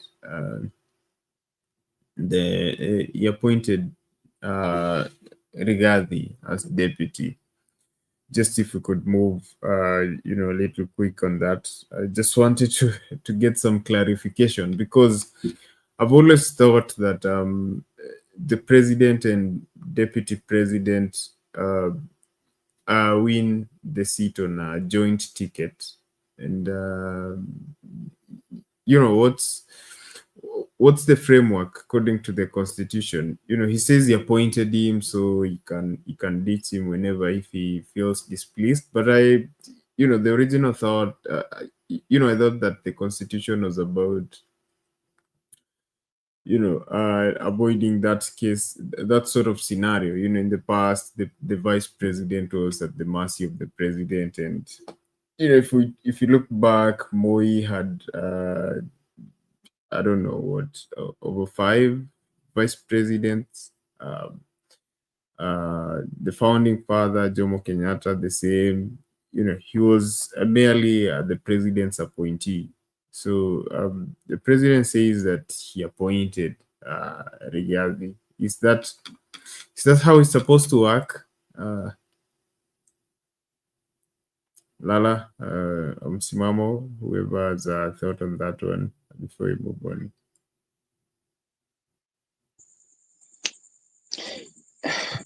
Kwangu mimi hapo kuna kizungumkuti kiasi, kwa sababu katiba siyo inalizungumziaje hili. Unaona maana tukienda kwa kura basi tunamchagua rais na pamoja na deputy wake, kwa sababu huyu ni kama rais. Endapo litatokea lolote, basi huyu mwingine huwa ana nafasi nzuri ya kuweza kutawala ama kuweza kuchukua usukani. So katika hii hali, kimtazamo wangu nasema sawa, kama nasema yeye anaweza kumappoint, meaning anaweza kumtema wakati wowote, maana yeye ndio aliweza kumchagua. Na ndio maana pale najenga hoja yangu kwamba kuondoka kwa Gachagua si atudanganya seme si yeye hakutia sign, ni wabunge kule, kwa sababu baada ya kwamba wameweza kutaka kumuondoa mara ya kwanza na mara ya pili na ikaifikia hatua ya mara ya tatu, kwa hivyo akawa hana msalie mtume, kwa sababu bwana hakuwa anaelewana na kila mtu. Unaona, alikuwa na malalamishi ya huku na kule. Lakini kikatiba najiuliza, hawa watu wamechaguliwa kwa tiketi moja na wananchi kama msaidizi wake haswa. So ni tofauti na pale awali na katiba ile ya mwanzo, unaona, na wale waasisi walioteza kutanguliwa kama vile hayati Mzee Moi na pia hayati mwanzilishi wa hili taifa Kenyatta. Muongozo wa katiba ile ni tofauti na muongozo wa sasa. Lazima unakuta wakati ule tulikuwa na makamo, sasa hivi kuna na vice president, sasa hivi ni deputy president. Unaona hiyo tofauti yenye ipo. So kama ni kuchaguliwa, walichaguliwa wote kwa pamoja kama kitu kimoja kwa one ticket, kwa mtazamo wangu. So haya masuala kwamba anaweza mtema wakati wote, basi kama ni kumtema, hangekuwa na haja kumtafutia vijisingizio kama hivi alivyovileta, kwamba huyu kwanza alishindwa, unaona, akapata kura 5. Kwa imani yangu kwa sababu watu wa Central walikuwa na hujumu kwa kuweza kuungana na vijana. So katika mtazamo wake akaona kwamba mtafute huko kwa sababu ni rika yake, ama ikiwezekana kwanza amemzidi, ndio maana aliweza kumchagua yeye licha kwamba alipata kura 5. Kisha baada ya miaka 2.5 ama na robo, akaona ni bora mregeshe yule ambaye aliweza kuchaguliwa na wabunge ushindi wake wa kura 27. So huyu kwa kweli sijapata picha kabisa, yani hajatueleza haswa ni nini kiini. Ni kama yatafuta tu vijisingizio, but already haya alikuwa ameweza kusimamwa tangia awali kwamba huyu jamaa kivyo vyote vile wacha tumpe tu kwa sababu ana fujo. So angetuambia kwamba alileta fujo ile wakati wa uchaguzi, tungemuelewa. Wacha aonje kidogo hii kitu, then tutamtafutia sababu na tumteme, na sisi tuendelee na safari yetu. Unaona ile ambayo walikuwa wamepanga, kwa sababu already hata wewe Douglas na mimi tunaelewa kwamba wakati ule wa chaguzi za UDA haswa masuala mazima na hawa masuala na deputy nani ataweza kushikilia, kulikuwa na kizungumkuti, na yeye mwenyewe pia ameeleza kwamba ilichukua masaa ya kutosha, kisha mwisho wa siku ndio wakaja wakatoka na maamuzi kwamba Rigathi. Tetesi nasema kwamba ujamaa aliweza kufund hiyo kampeni nzima, unaona, na mojawapo la swali aliloliuliza alisema kama pengine sifai basi nipeni cha kwangu. So katika hiyo hali na kutokana na miezi ambayo ilikuwa imebaki ni kidogo, wakaona hapa pia italeta tafsira ya kuweza kukata kura. So wacha tumpe tumalize na hili, kisha baadaye tutakuja kumtema. Atueleze hivyo. But me hizi sababu anazieleza za kuweza kusema kwamba huyu mimi nilimchagua mwenyewe kwa hivyo naweza mtema, mimi tumie hainipi mashiko na si kikatiba. Maana hata yeye alipokuwa amemwasi Uhuru hakutemwa, aliendelea kula mshahara hadi akamaliza kipindi chake cha uongozi. Meaning kwamba hiki kiti cha deputy wa rais kina umuhimu wake haswa, maana yeye hakuweza kujiuzuru licha kwamba alilazimishwa kwamba ondoka. Kama unaona kweli hapa hapakufai na unaponda serikali ambao upo unakula mshahara nayo, basi ondoka. Na alishinda, alikataa kabisa na kila visababu akavitoa. Mwisho wa siku alibaki pale pale mpaka akamaliza miaka 10. So ilikuwaje sasa aanze kutema na hao wengine?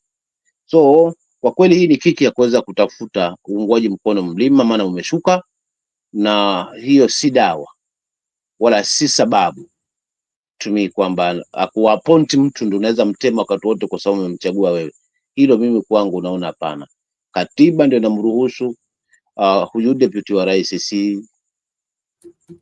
si rais. Labda pengine mnifafanulie zaidi wenzangu, lakini hayo ndio maoni ya msimamo. Asante. Okay, asante msimamo. Lala? Ya msimamo. Kwangu kwanza kabisa Ruto angetueleza kwa nini hakuchagua Gachagua na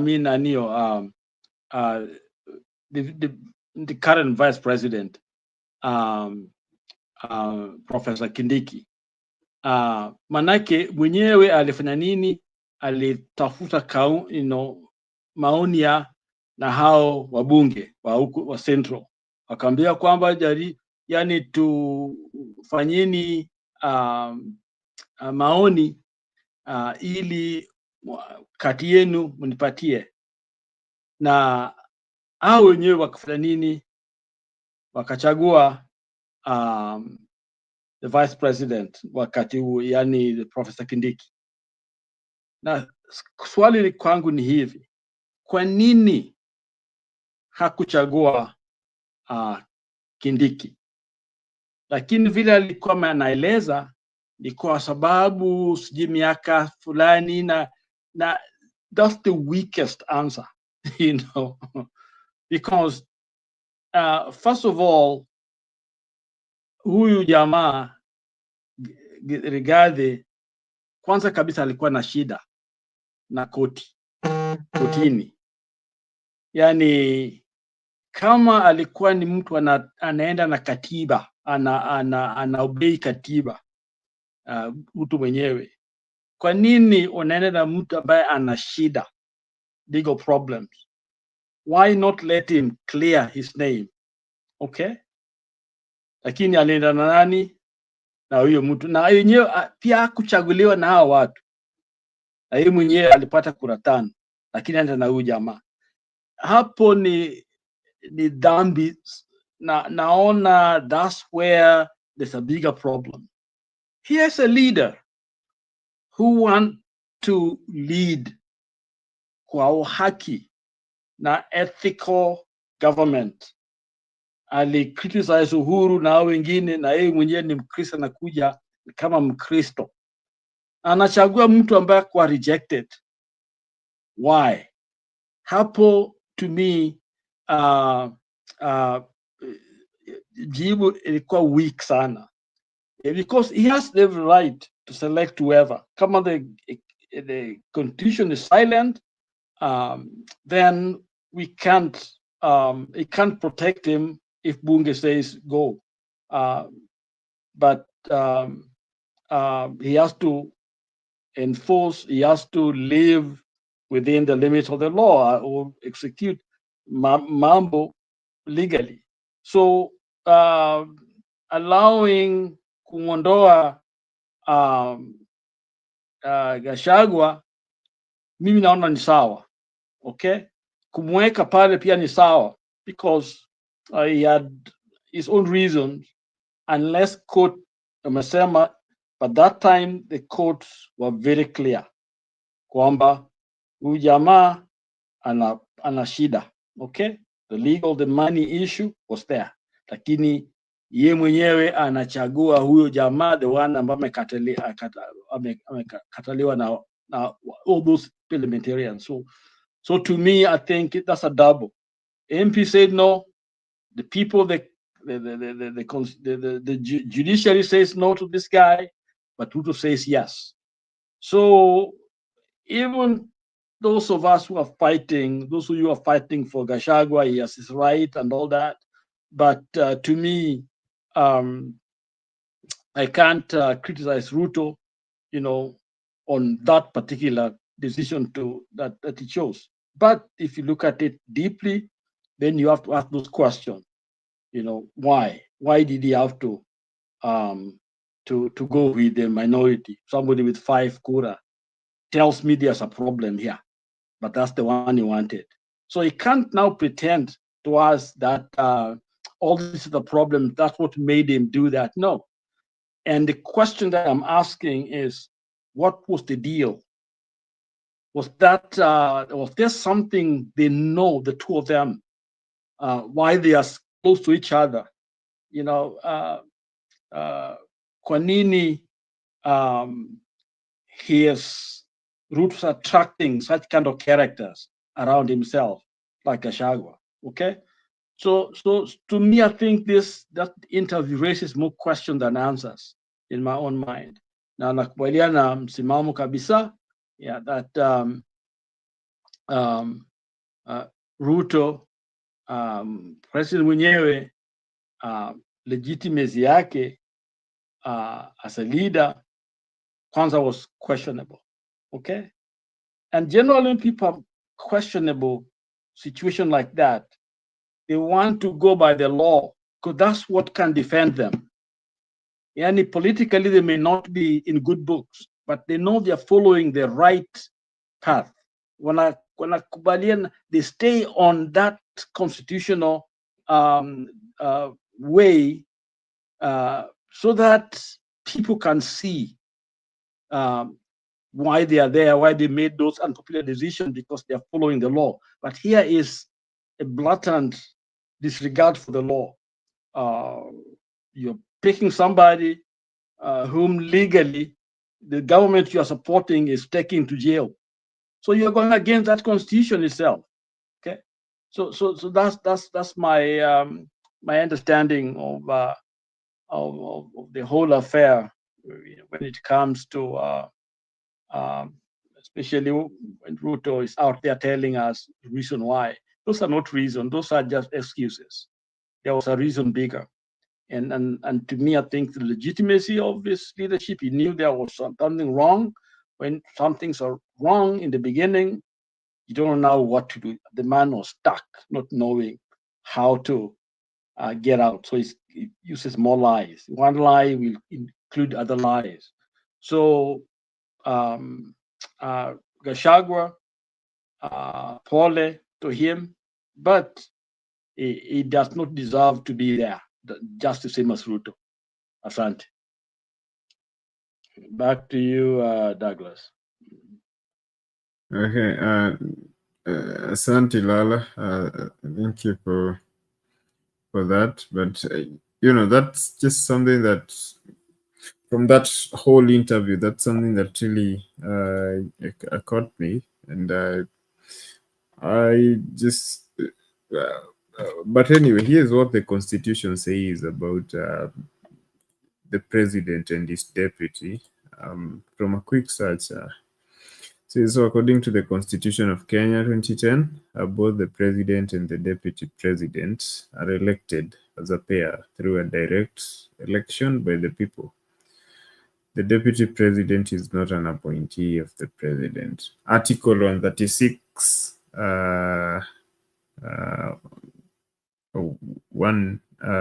says the president is elected by registered voters in a general election. Article 137 1B, each presidential candidate nominates a running mate who becomes the deputy president if they win the election. Article 148 1, the deputy president is elected on the same ticket as the president and assumes office upon the president's election. So, but Douglas, anyway, Douglas, yes. let me say something there. Okay. Still, Ruto is okay, and why is okay in terms of what he did? If he's the one who's firing Gachagua, I think he cannot do it. But Parliament and the people of Kenya, you see, can exercise reach of wananchi with the people. Judiciary can do the same. And that's the question I raised in the beginning. Zamani sana, during the ODM Mandamano and people were dying, people were arguing that because the Chief Justice, the judiciary had okayed, Ruto, there's not much they could do. Then I asked the question, if Kenyans discover that Ruto is not a Kenyan, will they just allow him to rule because he has been elected? Okay. And that's the question that I raised, because I think people were kind of dogmatic in terms of their defense, or because the man has won, therefore he should be in the office. I think there is no one who can stay in power if the people say no. And one of the right way to do it is what the parliament did. That is what the constitution says. People may do it for wrong reasons, and that's where the problem comes in. Was it done correctly? Yeah, but I think they got that power to do it. Even those are joint tickets, Ruto or Kindiki or whatever, Gachagua can both be hounded out of the office if they violate the law of the republic. If they do things that are against they are not immune to, they have to stay in that office till they finish the 5 terms, because there are people arguing they gotta finish. No, they don't have to finish. Wananchi can recall them. And I think that authority we have as Wananchi that we should really understand, because I've had people arguing here that they just wait till 2027. 2027 is yes in the constitution, but we don't have to wait if violations have been done to the constitution. Because if we put that, then thieves will just steal, and they know nothing can happen to them till they are done with their term. And so in one way, I think things were done legally. On the other way, of course, why they were done and what are the political undertones, those are the issues that undermine the rule of law. So, but in terms of hounding him out of the office, I think that is, maybe I need to read more of the constitution, but based on what you're saying, I think that's technically correct, but I think Parliament can do it. I think even the judiciary can do it, but it has to be a gross violation of the people, constitution, which require that the president be removed or the deputy be removed. And I think this time it was Gachagua who was removed. Back to you. Okay, thank you, Lala, for that. I've Otham who says Uhuru tried to remove Ruto, but since Ruto was a seasoned politician, he knew that he had to have enough support in Parliament to stop his removal through a constitutional way. But I think what he's talking about is... that's Uhuru could have done it, but I think politically, I think it may not have worked for him because of the, what was happening at that time. But Uhuru could have his people, he's not supposed to be the one doing it, but Parliament could be behind the scene. Like Ruto did it, it's behind the scenes. Ruto, instigated it, but it was the hand of the parliamentarians who decided, they have to hound him out of the office. And you could see it coming because Gashagua's way of doing things, and I think it deserved to have been removed. I got no problem with it being removed, but I have a problem with the people, the system that is in place that was still left in there. I think both Ruto and Gachagua should have been gone.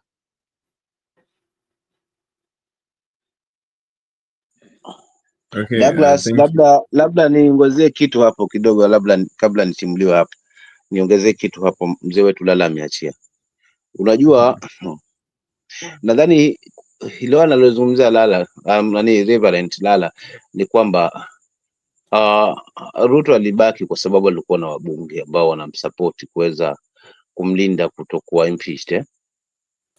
Gachagua nafikiri hilo ndo kubwa lilomwacha, na ndio mwanya pekee yake ambao aliweza kukosa na ndio silaha pekee yake aliweza kuikosa ili kuweza kumtetea pale bungeni. Lakini kisingizio ni bunge, kwamba bunge ndio liliamua, na ni kweli bunge lilikuwa na uwezo wa kuweza kumimpeach, sawa. Lakini hebu tuangalia hii kauli anayozungumza yeye kwamba mahusiano yao yalikuwa na maswali.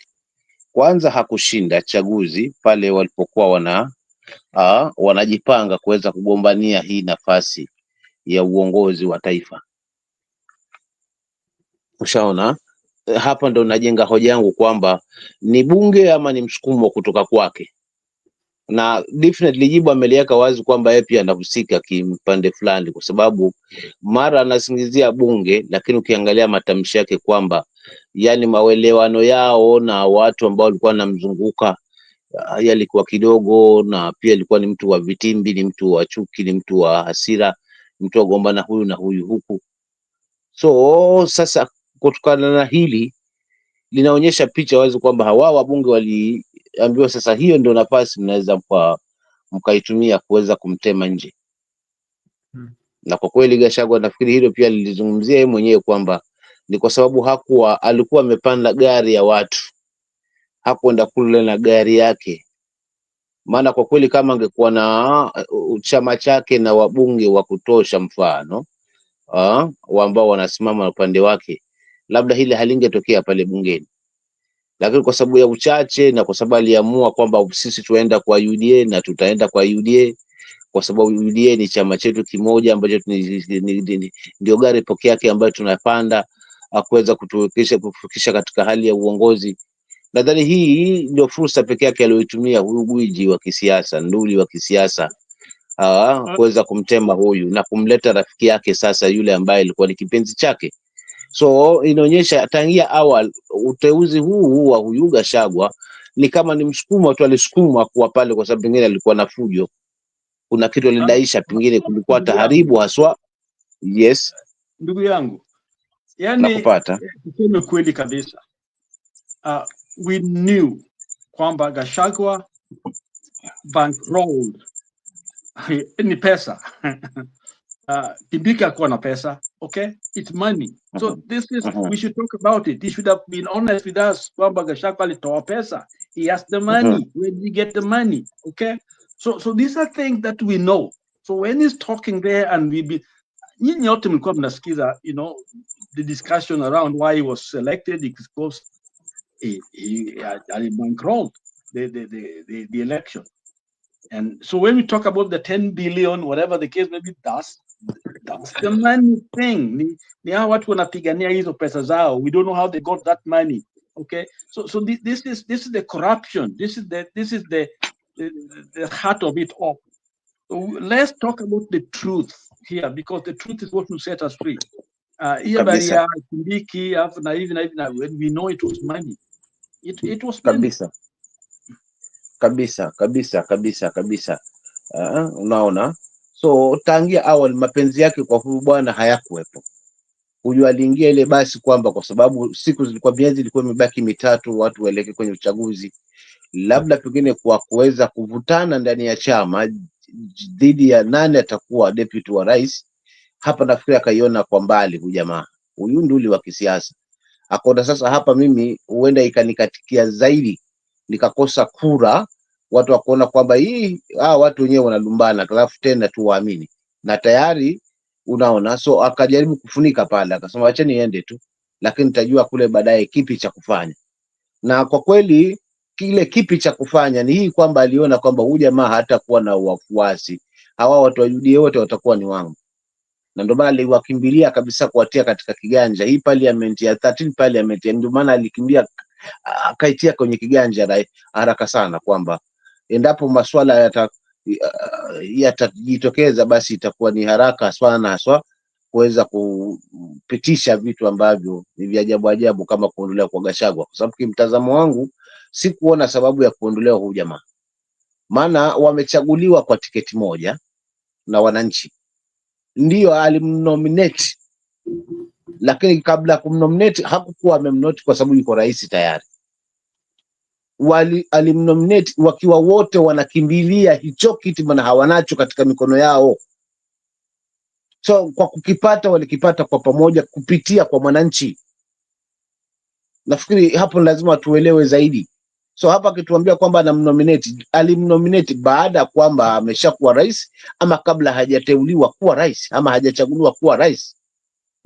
So nafasi ya kumpa nafasi ya kuteua nani atakuwa running mate wake ni kabla ya kuchaguliwa. Ikifika masuala kwamba amechaguliwa, sasa hawa watu wanakuwa wamechaguliwa anda basi moja, so kama ni wakwenda basi wangeenda wote, maana wote hawakuwa wanatufaa kama wananchi. Unaona? So to me hapa ni kulipiza kisasi, kwamba huyu jamaa hatukuwa tunampenda, lakini kwa sababu alijipendekeza akawa anataka kuleta kikwazo, nao huu ndio mmoja pekee yake tutamtema nje na tumlete yule ambaye watu wabunge walikuwa wanapendezwa na yeye, na yeye mwenyewe alikuwa anapendezwa na yeye, ambaye ni Kindiki. Hizi sababu zingine ni hizo ni porojo, kwamba alikuwa anagombana na huyu, aliomba shilingi bilioni si ngapi. Hizi zote ni porojo, na tusibai huu uongo wa peupe na kuchezeshwa akili. Alafu pia nataka nimalizie kwa kusema hivi, kuna wakati nilikuwa nazungumza hapa nikasema vita vyetu wa Kenya ni kati ya Wakenya na wanasiasa, na hii kitu imekuja kuwa true kwangu kimtazamo wangu, kwa sababu sasa hivi hapa tumegawanyana kimitazamo. Naona kuna wengine wanasema uwezi laumu baba kwa sababu ameleka expertise pale, maana pia kuna Uhuru alipeleka kina Kabogo na kina wengine wako pale. Unaona hii janja wanasiasa wanavyocheza akili, wanavyocheza na akili zetu, yaani kutugawa mitazamo na fikra, kwamba tusipate kushikamana kwa pamoja, kwa sababu wanaelewa ukali wetu pindi tutakapoamua kushikana kwa pamoja kusimamia jambo letu. So kile wanakuwa kombioni nacho ni huu kutofauti. Uhuru atasema haya, Ruto atasema haya, Raila aseme yale, Kalonzo aseme yale, Eugene aseme yale, Martha aseme yale. Unaona, lakini mwisho wa siku hao watu wanakuambia sisi hatuna uhasama wa kisiasa, lakini hatuna uhasama kabisa, yani hatuna vita. Na kweli hawana chuki ya jamaa, maana wanaogombana sasa hivi, mwakani wataungana watengeneze mrengo, watengeneze basi yao ya kuweza kubaki katika power. So vita vyetu ni dhidi ya hawa wanasiasa wanaocheza na akili zetu, na ndio maana tunakosa kupata fursa ya viongozi ambao wataweza kulisimamia hili taifa bila kufikiria kitu kingine zaidi ya taifa na wananchi. Tunaishia kupata hawa wajanja wanaokula kupitia kwa, wanaojilimbikizia mali kupitia kwa kisingizio cha uongozi, lakini mwisho wa siku anayeumia ni mwananchi wao, familia zao na familia za marafiki wale ambao wamewapa kazi kwa sababu ya kuweza kuwa wana wambavuni kwao ama kuwa watu wao wa karibu kuweza hao wachache wanaofaidi. Wasitufanye kwamba sisi nasi tunafaidi kwa sababu tuna watu wetu wameshapewa maposition, kuna watu wetu wameshapewa kazi, huyu akashatwa na hii yote. Hao wote ni wanasiasa. Mwisho wa siku mimi na Mzee Lala na Douglas bado tunabaki pale pale, despite kwamba kila mtu ana mtazamo wake na upande wake anauona uko sawa kisiasa. So vita vyetu ni kati hawa wanasiasa, especially mimi nilikuwa nasema the all political class, hawa ambao wamedominate hii ngazi ya siasa kwa muda. Umemsikia yeye mwenyewe tu akisema kwamba hawa vijana wadogo wadogo walikuwa anawafundisha na wapanga panga kisiasa na wapanga panga. Hebu tujiulize, kupanga panga nini? Anawapanga panga aje? Nao katika huo mtazamo mwingine ananunua hiyo narrative kabisa, anaichukua kabisa katika moyo wake na nafsi yake, akisahau kwamba huu ni mtego wa wanasiasa haswa. So kwa kweli tusigawiwe mitazamo yetu na hawa wanasiasa. Tukitaka kupata viongozi wenye tija, tuwakague kwa kauli na matendo yao. Huku huba wao wa kuja pamoja eti kwa ajili ya taifa kwamba tuwe na taifa laweza pasuka wakati wote. Huu ni uongo wa peupe. Maana mwisho wa siku ujaji huu wa pamoja unakuwa faida ni kwa hao wanasiasa na marafiki zao na watu wao wa karibu, si kwa mwananchi wa kawaida. Since broad-based government ingeed expertise, have we ever seen any changes? Is there any difference? Kuna utofauti upi? Yaani kuna yapi? Isipokuwa kama ni hali ya uchumi ndio vile vile, kama ni masuala mazima na usalama ni vile vile, kama ni joto la kisiasa huyu anatimuka huku ni vile vile. So kwa kweli mwisho wa siku wananchi tusibaki kugawiwa kimitazamo, kwa sababu ni kweli ni wakali kweli sisi, lakini tumefanywa kama nyoka na wanasiasa. Nyoka mwakali Douglas, wao msemo na uzungumza kila siku, mwakali wapate nyoka 10 wanakufuata kwa pamoja, hapo hapakaliki. Kilio utakachokipiga hapo na mbio utakazotimka hapo ni Mungu ajuaye. Lakini sasa cha ajabu utamkuta ni mmoja, ni mkali kweli, lakini mmoja kwa ni rahisi kuweza kumdhibiti. Na ndo sawa na siasa tulionao katika hili taifa. Atokezee sasa hivi mtu tu ambaye ni tishio kwa hao wanasiasa, anaonyesha kweli kikamilifu kwamba ataweza kusimamia swala zima na corruption kikamilifu, alafu uone kama ataweza kuungwa mkono na hawa wanasiasa. Wa kwanza kuwamponda ni wao ndio wataweza kumponda, kuhakikisha kwamba hivyo vyote vile hataweza kufanya nini. Pili, atokee tu kiongozi ambaye anasimama na wananchi kikamilifu, anawasikiza wananchi na yuko radhi haswa kuwatumikia kama mujibu wa katiba yetu inavyotuongoza na sheria ya nchi. Vita vivyo vitakavyokuwa baina ya hawa nduli wa kisiasa magwiji waliokaa hapa kwa muda mrefu vitakuwa ni vikali mno dhidi ya mtu kama huyo. Na that's why tunakosa viongozi wale ambao wanatija. Wengi wapo, tunasoma historia zao kama kina Robert Owuko na kina nani akina na wengi tu akina Tom Mboya, wengi tu huko kwetu akina Karitha wa Maita, akina Mzengala. Unaona, so for real tumekosa hao viongozi. Jiulize kwa nini? Na walikuwa na passion, walikuwa na moyo wa hili taifa. Ni kwa sababu ya maono tofauti haswa na hawa nduli wa kisiasa ambao wamefanya hii kwao ni biashara. Siasa kwao ni biashara, na ni biashara kweli. Maana mtu akipata mwanya kuingia kwenye siasa, wewe si mwenzako, utabaki kuwa tu mheshimiwa, lakini mwisho wa siku anayefaidi ni yeye. So hiyo ndio hali ambayo ninajaribu kutoa tu mtazamo wangu kwa sisi wananchi wenyewe. Tusijaribu kugawiwa haswa kimitazamo na hawa wanasiasa. Tuwape jicho kwamba sisi ndio ambao ndio viongozi wao, wanakuja kwetu kutuomba kazi, wanakutueleza yale ambayo wataenda kuyasimamia kule yanayotusibu. So it's like sisi ndio ambao ndio kusema, lakini hawatupi nafasi ile ya sisi tuseme, ni wao waseme sisi tufuate. Huo ndio tofauti tunauona katika siasa yetu ya Kenya. Wao wakisema basi Wakenya wafuate, si Wakenya wakisema wao wafuate. Hata siku moja hawatafuata yale ambayo Wakenya wanayataka. So vita vyetu kati ya hawa wanasiasa ambao kwa maka na mikaka 6 years down the line watatulazimisha wanayosema tufuate yao tuwafuate, lakini si yale ambao sisi wa Kenya tunayasema wayafuate kama waajiri wao, kama mabosi wao. Kisha mwisho wa siku wanatudanganya kwamba wana mizani peke yake ya kuweza kuwapima wale ambao watarudi, ambao hawatarudi ni 2020, ni kupitia kura. Mfano inakuwa hapa ni uongo, kwa sababu mwisho wa siku wanapanga hata hiyo kura. Unaenda unapiga hiyo kura yako mwananchi, lakini of no use, inakuwa haina thamani, kwa sababu already watu washapanga jinsi gani ya kuweza kubaki katika pao. Ukienda kwa mahakama kushatulizwa, ukirudi hapa kwa ABC watu washapanga. So hii kupanga hii, kisha mwisho wa siku kisingizio kije kuwa kwamba ni mwananchi. Hapa lazima tuangalie kama wananchi, tusigaue mitazamo na wanasiasa ambao wamedominate kwa muda. Imekuwa sasa hii siasa kwao ndio kila kitu, wao ndio magwiji, ndio kila kitu. Ndio kipanga, washapanga kwa ajili ya taifa. Nitaachia pale ndugu zangu, nisije nikachemka. Asante. Asante msimamo. Nadhani kuna Furaha alikuwa anasema Mutaikagwe Kabogo are not ODM.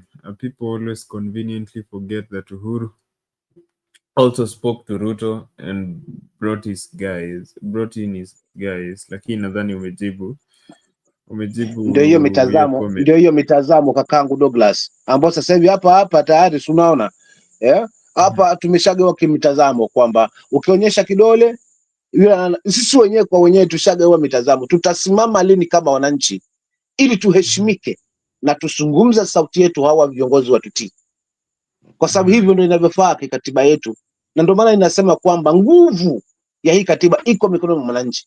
Lakini je, hiyo nguvu wananchi tunaichukuliaje? Tutaichukuliaje mikononi kwa wanasiasa ambao wamedominate? Sasa hivi unaona huo mgao sasa wa kimtazamo, Kabogo ni wa Uhuru, alafu unalaumu Raila kwa sababu amepeleka expertise wake pale. Tunavutana hapo, lakini mwisho wa siku wakina nani wanaingiza mshahara kila mwezi? Wakina nani watoto wao wana ulinzi, wanasoma vizuri? Wakina nani ambao swala lazima la afya hawatibiwi hapa, wanatibiwa India, Dubai, Amerika? Je, mimi msimamo nao huo uwezo? Na ili niwe na huo uwezo ni nini? Lazima nifungamane na mwananchi mwenzangu, tuseme enough is enough.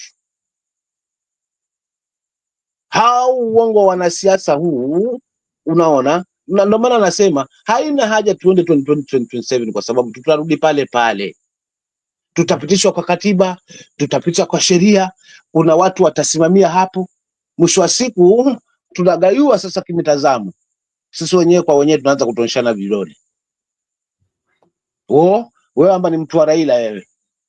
Ukitajua Raila, yani tunakuwa na misimamo tofauti na lile lengo na shabaha yetu kama wananchi. Je, mwisho kabisa Douglas, nasema hivi, kila mwananchi ana nafasi ya kuweza kuepukana na hili, kwa kuweza wale watu watatu, wawili, wanne, watano wanaofungana nao kuweza kuwaeleza yale machafu na muongozo mzuri ambao tunafaa kuchukua kama wananchi. So usijidharau, ama mimi msimamo nijidharau, nasema nitasikika wapi? Niweza changia huku kwa kuweza kusema jamani, haya mambo tuyatazame, kwa sababu kimtazamo wangu naona yatafikia hapa. Genuine. So tunakuwa si wenyewe huku tunapiana hiyo civic education. So if kama tutaweza kufaulu kwa hilo, kwamba wananchi sisi wenyewe kila tukikaa hapa tunaambizana na tunakaa mahali tunaelewana kama wanavyoelewana hawa wanasiasa wanaokaa meza moja, tena wakapangana, wewe toka na hii, wewe ni ponde, ni kinyage, ni vyoge, lakini hata kitukanwa hatuyasikia hawa wanasiasa kwa hali kama hiyo wameweza kufungana. Hebu tuangalie Sifuna alivyokuwa na ponda na kukinyagia hii, lakini anaweza kuzungumza lolote. Amepelekwa wapi? Gachagua kutoka Temwe haswa, sasa hivi ni mwananchi tu wa kawaida, lakini yale anayozungumza haswa kikamilifu amepelekwa wapi? Maana ndio maana nasema hawa watu wanacheza na akili zetu, walitusoma akili zetu na mitazamo yetu. Wakenya tu ambassadors, tuwe walimu si wenyewe, tujifundishe si wenyewe. Wewe mwananchi, chukua tu nafasi hiyo kuweza kumweza mwananchi mwenzako yale ambayo yanatija. Kwa kufanya hivyo, hii civic education ikiingia kwa wananchi, itakuwa rahisi. Tukisema sasa twendeni kwa maandamano, maana ni haki katiba, tutakwenda. Tukisema twendeni kwa impeachment na kuwalazimisha wabunge wapitishe hii impeachment kwa sababu tumechoka, watapitisha kwa sababu hao wabunge tumewachagua sisi. Lakini tukienda hivi, basi wengine watabidi washike mshiko wa mbunge ambao umetoka juu huko, na alafu wengine kama tunakuwa na makundi tofauti mawili tofauti, wanaopinga ni hii hali hii. Tuachie wao wanasiasa wapingane, lakini sisi wananchi tubaki katika moja tu, kwamba tunahitaji uongozi bora zaidi. Na ili tuwe na uongozi bora, basi lazima tufungamane na tushikane pamoja, tuseme tumechoka. Na kama tumechoka, tusisubiri 2027 kabisa. Tusidanganye twende 2027, kwa sababu hiyo tume inatengenezwa sasa hivi ya ABC hatujajua imewekwa pale kwa mpango gani. Kama ni urafiki, kama huu tulionyeshwa na general wa KDF kuzungumzia masuala ya siasa, masuala Ruto Must Go na hata hiyo ABC huende ikawa akisema Douglas wewe ndio umepita, hata kama mimi msimamo ndio mmepita, mimi ABC ikisema imesema, nikikimbia kwa mahakama kiniambia ni kweli ni Douglas amepita, nitaenda wapi? Na najua kweli msimamo ndio umepita, sababu sheria imepita hapo, mahakama ilithibitisha, ABC kathibitisha, Kenya isonge mbele. So tunaendelea kuwa na hawa watu miaka na mikaka. Hebu tuzinduke hizi akili zetu, tuwe kusema, tulazimishe wanasiasa watuelewe. Tukifanya hivyo tumefaulu. Mimi nitaachia pale kwa leo, ndugu zangu, naona hapa nikitema, na nafikiri ndio utakuwa ufunguzi, ndio nitafunga hivyo. Asanteni kwa kuwa nanyi, nitajiunga na nyinyi tena kesho, Mungu akijali. Okay, asante msimamo. Unatuaga ya naona natemwa Douglas hapa, niko 95% ya bundle zangu. Unajua sisi ni wenye ni wao ni wazalendo wa kweli.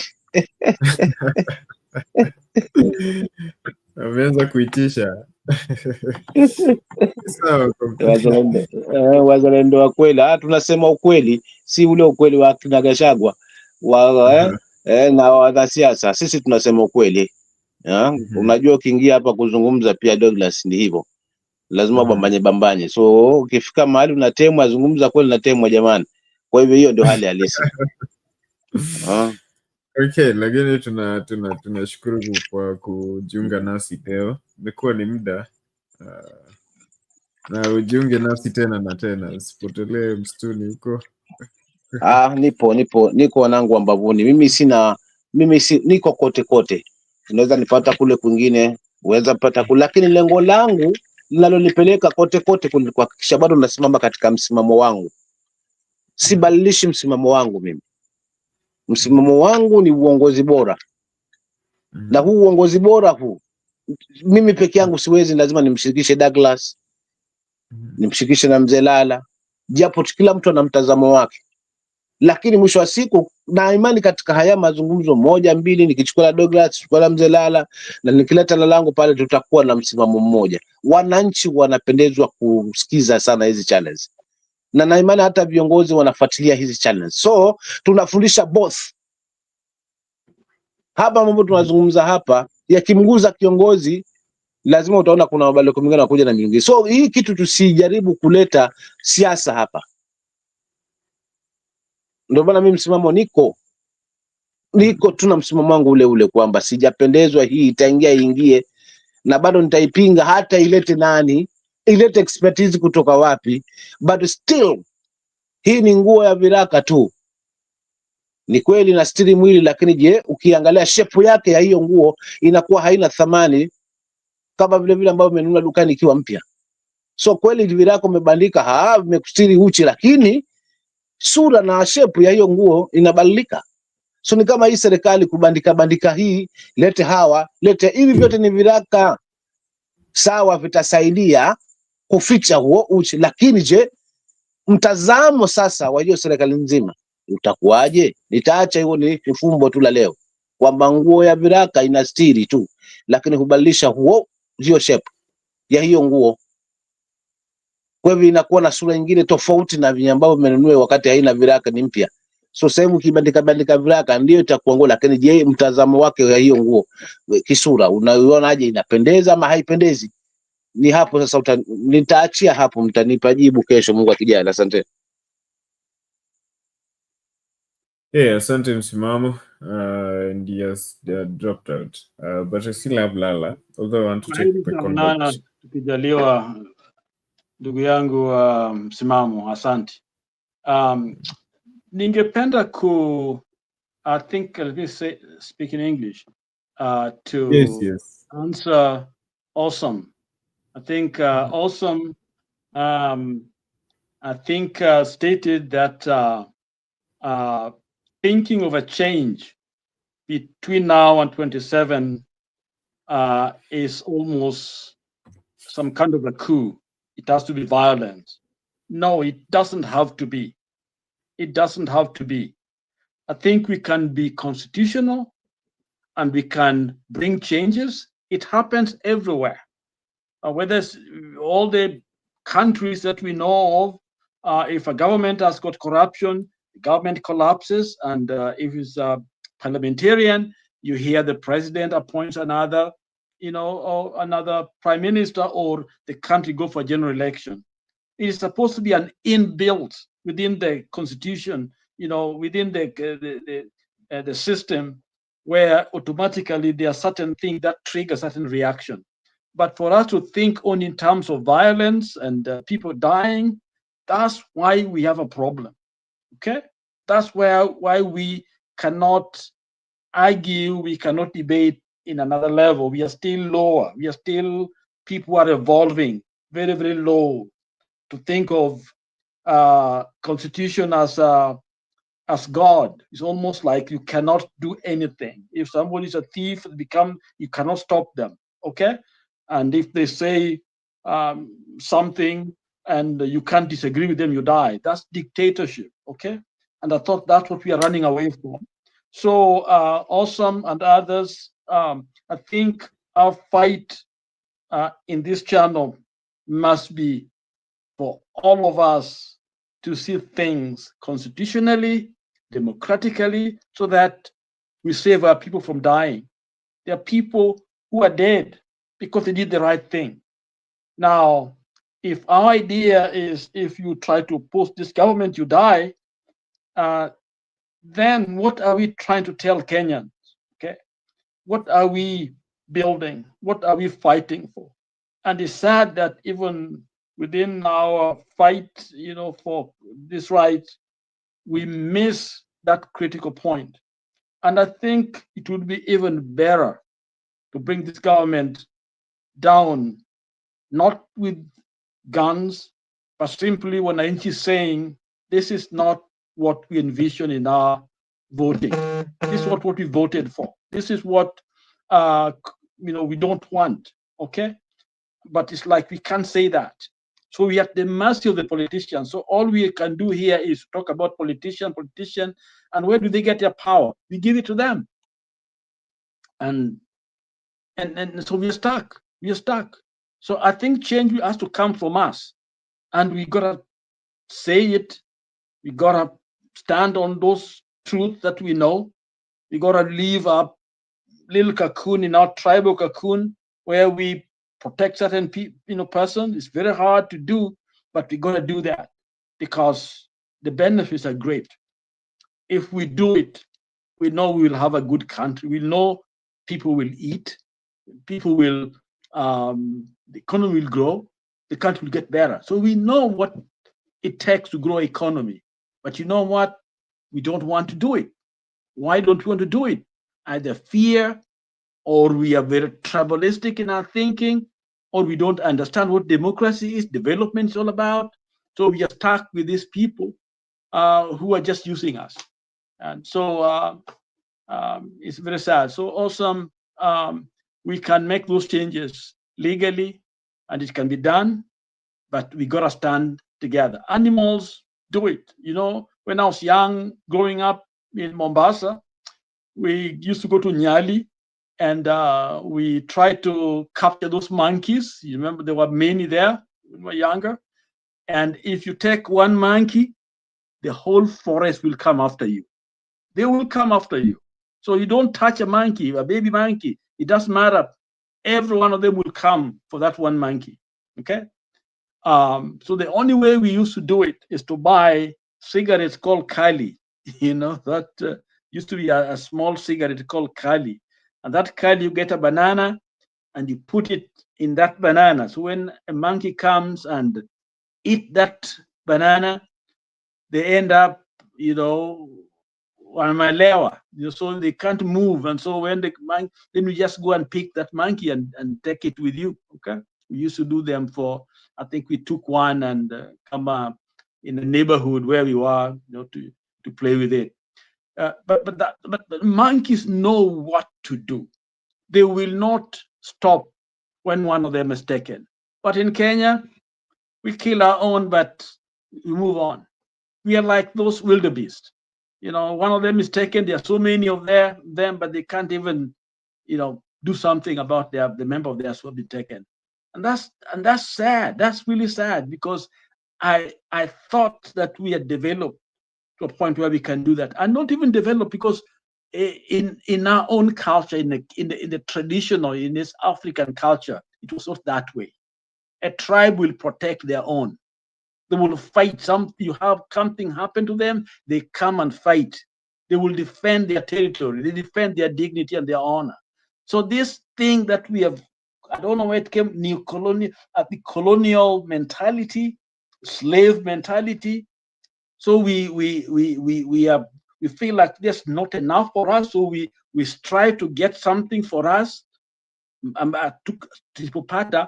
will be hungry. Okay, so that feeling of inadequacy, inferiority, and the small thinking, that's what is messing us up.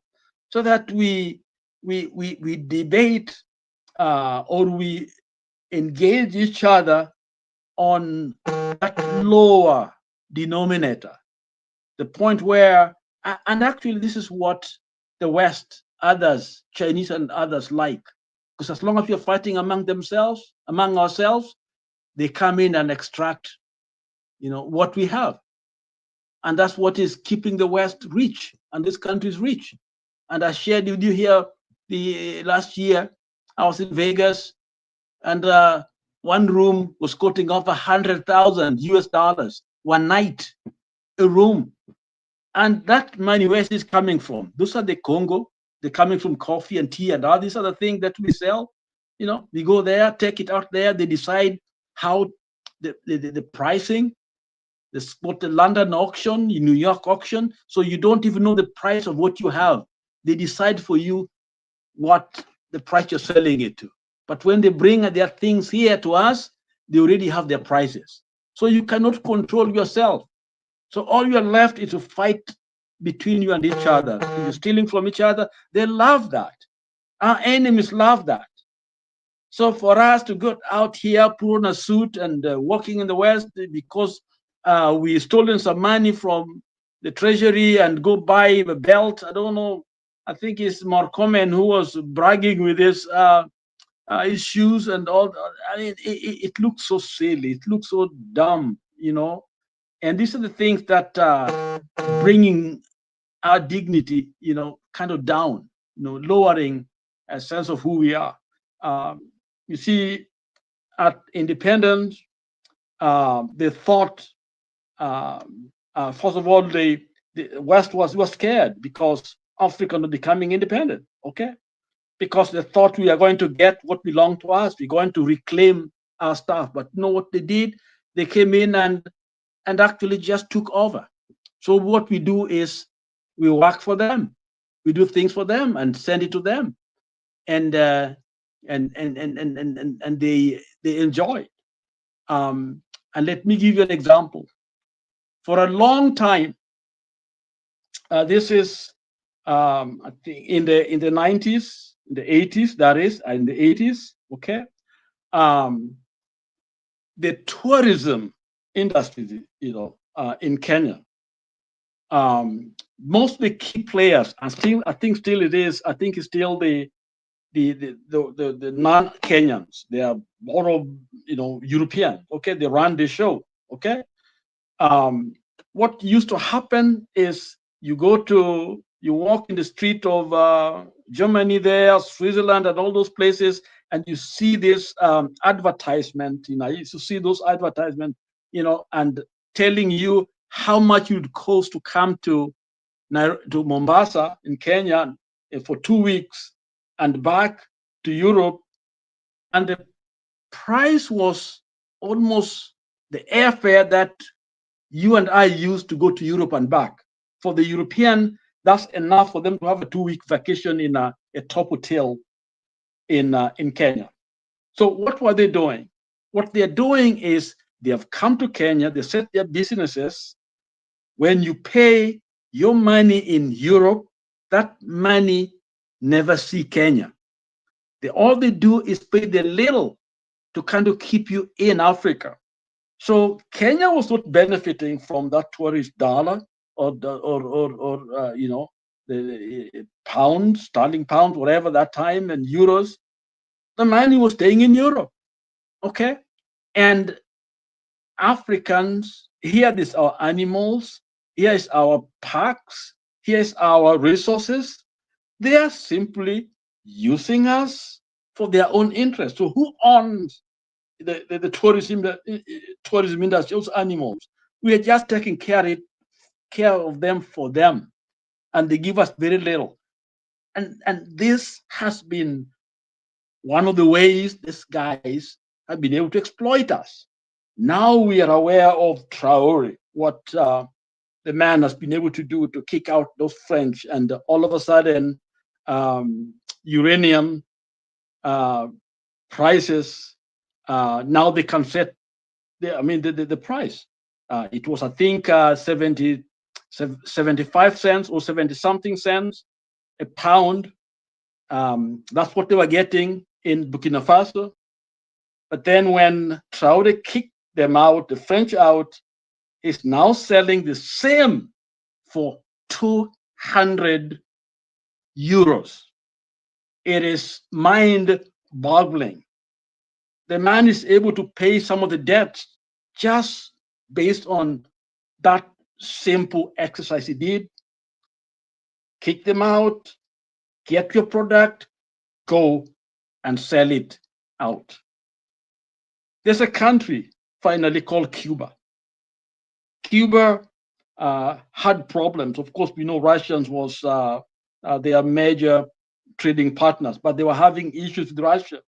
You know what they did? They decided to sell their cigars by themselves, okay? Not using these multinational companies. They decided to set those cigar bars all over the world. And that's where they got their foreign currency to keep them. Or else Cuba would have been gone long time ago, okay? Because of the embargo when it comes to trade. So there are a lot of things that we can be able to do. But what are we doing now? And we know anybody who is got good information, who has gone to school, who understand critical thinking, know exactly we are playing with fire, okay? And that's why, Mr. Awesome, my brother, okay, we can do the right thing. One of them is to be Kenyans, to all of us together, and say to this system, these are the demands we put on you as Kenyans, or if you're not going to work, okay? Call them to order. You don't have to fight. But because we love money, we love to, we are still that small mind, small brain, we still see our brothers as our enemies instead of standing together and demanding for justice and truth, and our kids to have equal share. And because a healthy, any part of Kenya, healthy is good for everybody. You can't be prosperous in the central province if Nyanza is Western is dying. If all of you are doing together, that's when you get market from other parts of the country. So it is in your interest to develop the entire nation, not to steal from other places, or to look at a president coming to your village and then you feel like utakuwa na development. That's not development. Ruto's job is supposed to be Nairobi, coordinating. I had a man talking of wameenda kuangalia ama kukagua, you know, where those developments are. Those are things that should be automatic. If these are processes, he should have known those in his office, because there are people, he has got agents, governments, and machinery that work. He should be receiving that. We live in a different life. So to hear somebody want to go somewhere to see the development, not to bring development, is very primitive. Paul, back to you, Douglas. Okay, thank you, Lala, for that. You know, we might have different views, but at the end of the day, we all agree that unity is, you know, is of utmost. is of utmost urgency. We need unity amongst ourselves, and last year just proved what unity can do. If we pull all our energy, the energy that we spend fighting each other, if we pull it together, we saw what we can possibly achieve. But just to add on what Lala has been saying, I think Ms. Mamo spoke very, very important points before he dropped out, and is the moment you begin to defend Mtuetu, that's where divisions begin, because they want you to think that way. They want you to recognize yourself as a so and so. This is the person we rally behind, and I think that's the kind of politics we are trying to sweep down. And it's just making that point that at the end of the day, those guys are not enemies. At the end of the day, they hang out in the same places. They know each other. Some of them have married into each other's families. This idea of these people, I think we're taking it too far. These people are us. That's the sad part. That's the sad part, because if they are these people, then why don't we stop them? Why can't we stop them? It's because we have that's a very convenient way of allowing them to do what they're doing, because they are those people. Okay, so I think we take it to a little bit to the extreme. That's my concern here. That I agree with you 100%. I agree with Mr. Mamo 100%. But at times we do disservice to our fight. Okay, these people is us. They live amongst us. They're our kids. They're our daughters. They're our fathers. They're our people. They have a good segment of us that are putting them up there. If you get rid of them, there's another one like them is going to be up there in those seats. And so that's a culture that we have developed. And that's the problem. Back to you, my brother. Okay. Lola there. But, when we talk about these people, we technically speaking of the political elites, the ruling class, what is referred to as the ruling class or the political elites, or the established system. Do we include the justice? We include the parliamentarian. We include the business elite, those who are benefiting from government contracts and making big bucks. We include a lot of people that are in that class, and I'm sorry. I think we because see, there's a sense in which you can replace them, and you put in the same mindset, same group of people, because they have their kids, they have their daughters, they have their agencies, and others who think the same way. I think we need our mind to be reconditioned, begin to see Kenya as a space that God has given us to develop, and that we have everything in place. So we need every hand, every mind, every soul to get this thing working for us. It's doable. And that's why I mentioned in the beginning that I think the biggest failure come from the elite. Some of us who can speak the way we are speaking, who can analyze things, who's going to school, we are the biggest problem. Those people down there, we confuse them, because they come from a very cultured environment. They come from a place where they were in their tribal place there. They understood what brotherliness is. They understood, in fact, if there was differences between them, different tribes, it was more of ignorance. But they come from very authentic lifestyle, authentic leadership, authentic democratic processes. The problem is us. I don't know what happened, because we stand between our culture and this Western world, whatever Eastern world. So we are lost somewhere in the middle. So we are the one confusing. the Kenyans. In fact, this is actually true. During election, a bunch of Kenyans, okay, that's a list group, they come to the West, they don't vote. Did you know that, Douglas? We see them come in droves. They book themselves in hotels over here. They are not there in Kenya. A number of them, because they're avoiding. They come in when things are done so that they can organize things. They know call to make. They are pointed this, pointed that, pointed that. When it comes to voting, they don't vote. So it is that elite group that is the problem. Back to you. Okay. Thank you, Lala, for that. But our time is really I gotta go. So thank you. Thank you. No. I want us to move to something else. Just if you can hold on for a moment. I had sent you something to play earlier on when I started. I don't know whether you saw it. I don't know that. Yes, I saw it.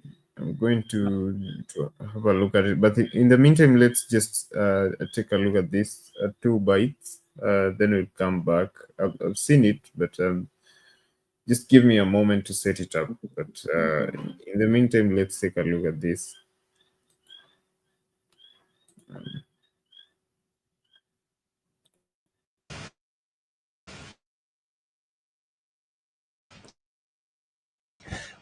Bwana Muturi nilimkazi kama mkuu wa sheria.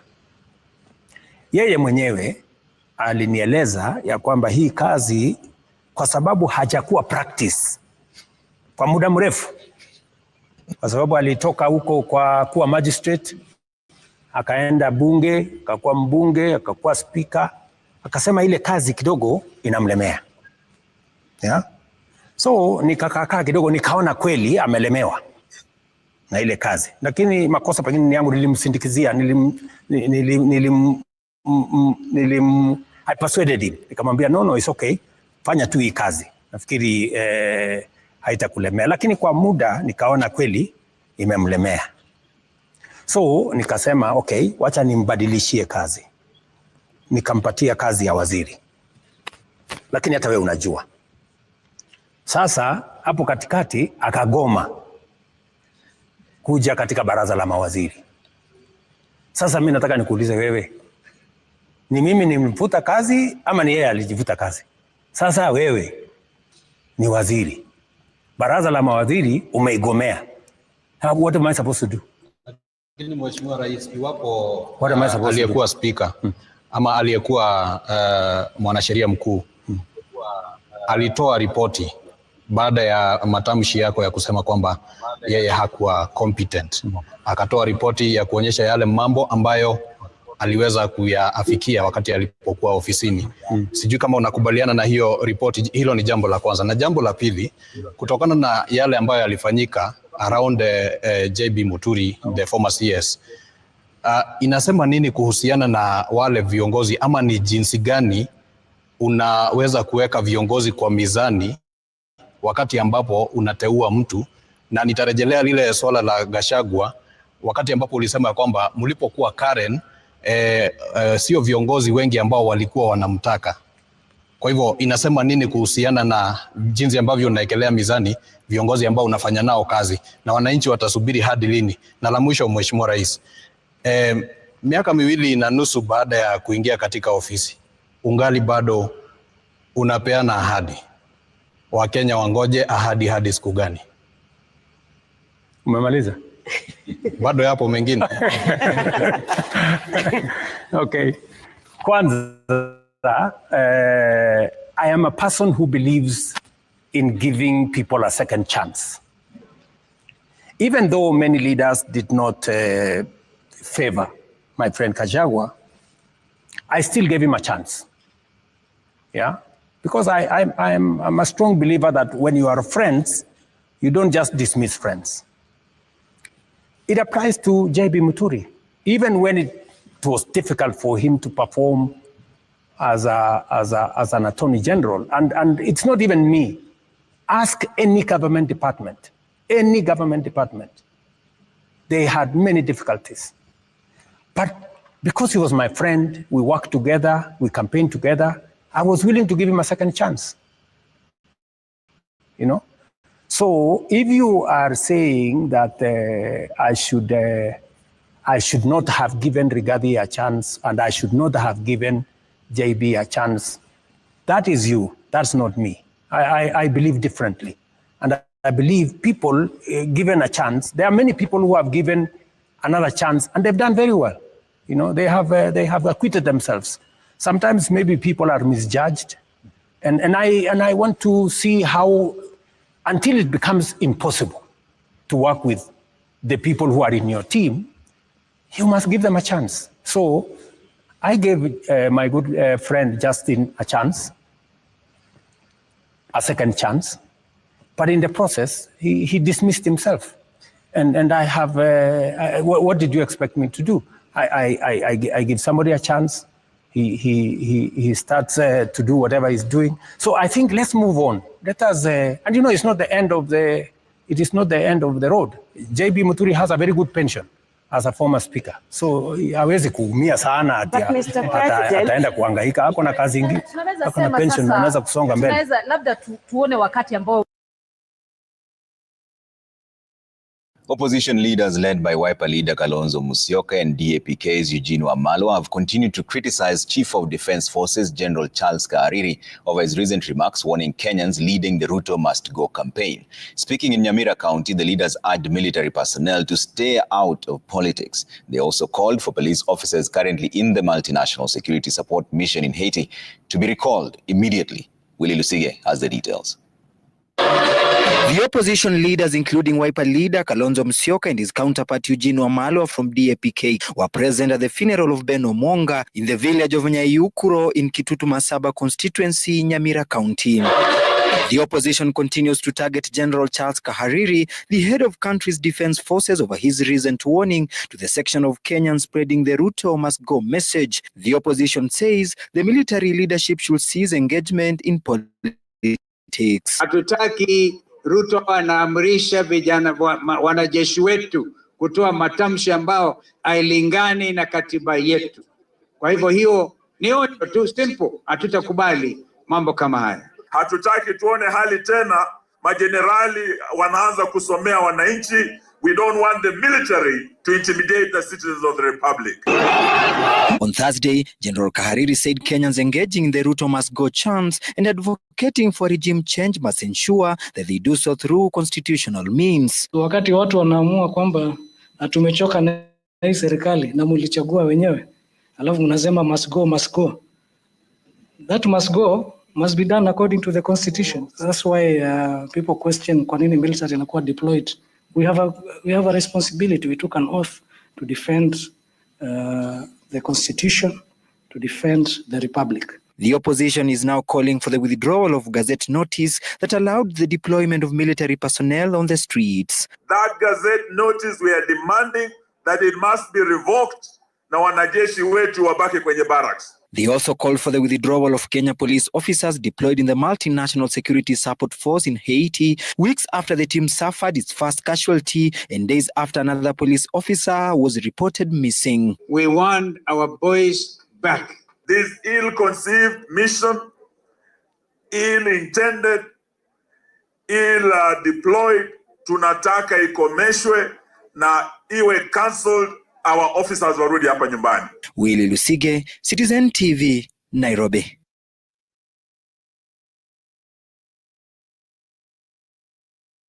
Politicians are banned from the... Sorry for that. Okay. Anyway, so there you have just run two stories there.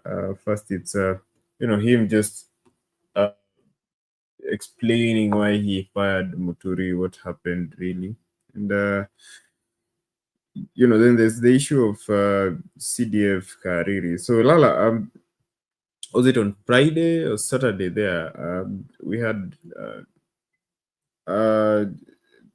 the CDF of the army coming forward to tell Kenyans his remarks concerning the Ruto Must Go slogan.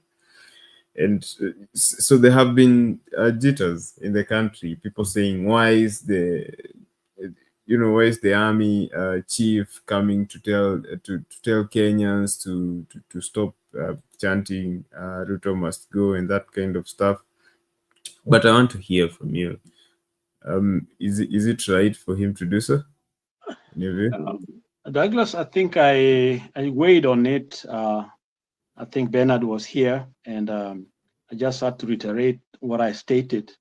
And number one, practices all over the world, military are there to protect the country from external enemies, external forces, or groups that may injure us. And so the military is really to defend our borders. They are not supposed to operate inside the country unless there is a reason, and it has to be explained to the people by the administration, passing through the defense secretary and others, why they're taking certain action, which could include Ruto Must Go. But Ruto Must Go must be explained in the context that this is used by either Somalis or Tanzanians or others as a way to get in here. So the army is coming in because they know what is behind it. And so internal affair is not the place for Kahariri. He's stepped outside his bond, his area, and is operating in a very dangerous space. Therefore, I think it's an all-Kenyan apology or explain to us. And even if it's true that Ruto Must Go has something to do with the external, factors, that is not for him to speak about. It has to be somebody in the political arena, maybe a secretary or somebody like that, to explain to us. His role is purely to defend us from enemies that are outside of our borders. The security chief also, his role is to advise the president and perhaps the defense secretary on how these threats are impacting the lives of the people. And then action should be taken by political leaders to help us understand what is really going on. So I don't really understand why this man went out there to speak. And this is why I mentioned something like some of us who have gone to school, either we have said bye-bye to our brains, or there are other forces that are behind some of these things that make somebody like Kahariri sound ridiculous, alarmist. But what I can simply say is this, that Ruto's administration perhaps is in a very panic mode, so they force this guy to use the military to kind of vamp their credibility a little bit. Because when you know you are not in leadership through legal means, then you have other ways to protect yourself. Since Ruto knows very well that now Kenyans know what happened, okay? And I think that that woman's talking about is relevant here. So he has to get some other way to protect himself.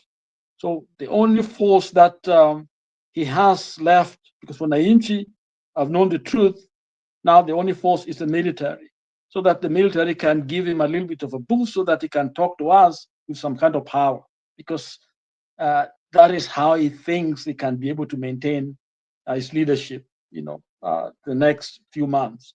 which is a big mistake because it's unconstitutional, but it thinks Kenyans will just accept because his power comes from military and they can't say anything because the military is behind him. Because for a long time, the debate had been, where's the military when things are getting bad, okay?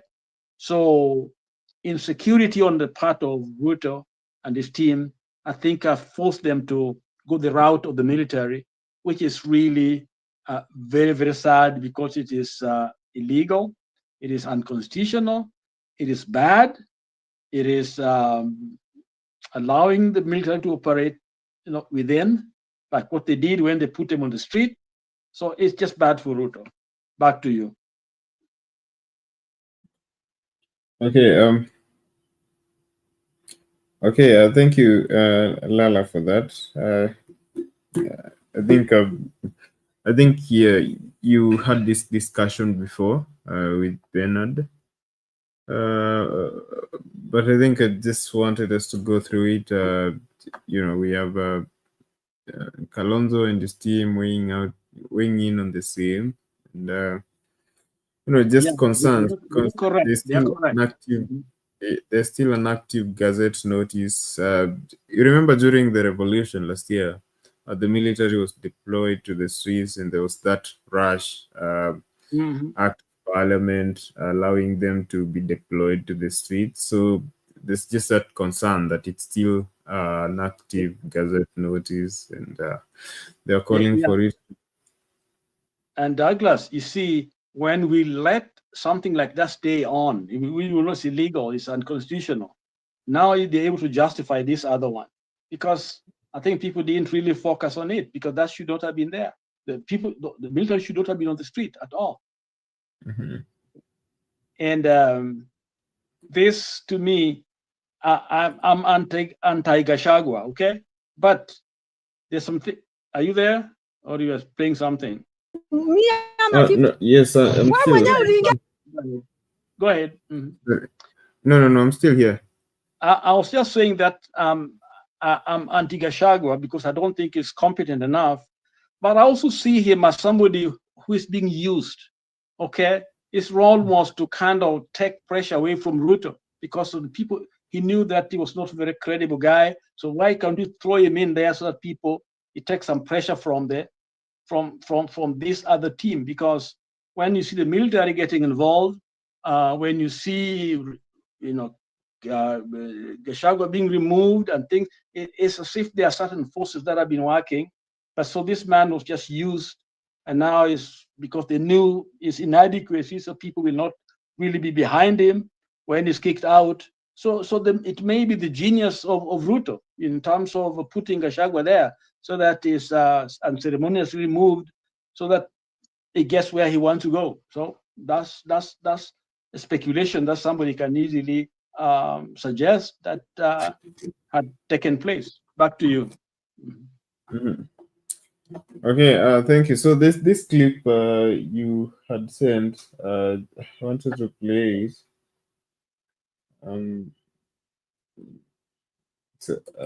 Let's see what it says.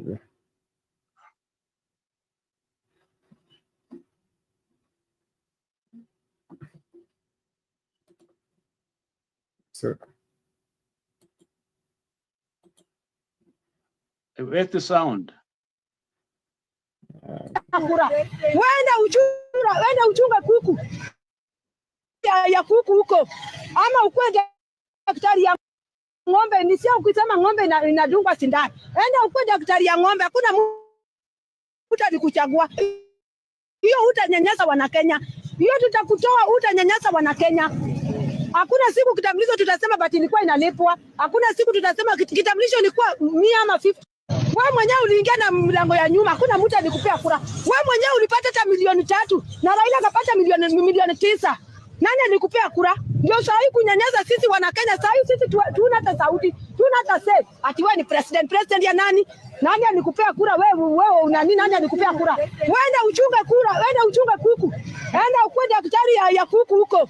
Ama ukwe daktari ya ng'ombe. Ni sio ukisema ng'ombe inadungwa sindano. Enda ukwe daktari ya ng'ombe. Hakuna mtu alikuchagua. Hiyo utanyanyasa wana Kenya. Hiyo tutakutoa, utanyanyasa wana Kenya. Hakuna siku kitambulisho tutasema but ilikuwa inalipwa. Hakuna siku tutasema kitambulisho ilikuwa 100 ama 50. Wewe mwenyewe uliingia na mlango ya nyuma, hakuna mtu alikupea kura. Wewe mwenyewe ulipata I saw that thing and I found it very interesting. Who is that lady? Yes. Who is the lady? I'm not sure. You're the one who sent the clip. I found it. I sent it. I don't know where that meeting was, but I found it very, very interesting. You know, the lady is bold, and I think was Ruto there in the meeting. It looked like Ruto was there. I have no context for it, but I got no clue. I just found it kind of interesting, so I just sent it there. Okay, Asante, I think I need to go. Okay. Yeah. You need to go. I also need to begin closing, but you know, I just had that last beat on.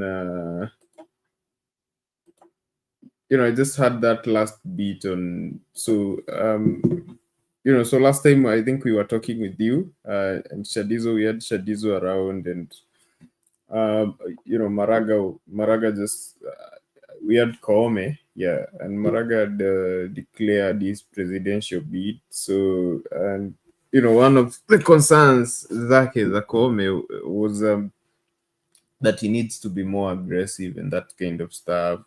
He should not speak as if he's unsure of himself. So today, okay, it's Tuesday here. So Monday, he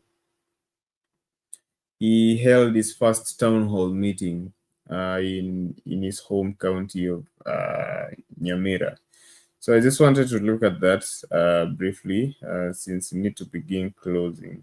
But we just wanted us to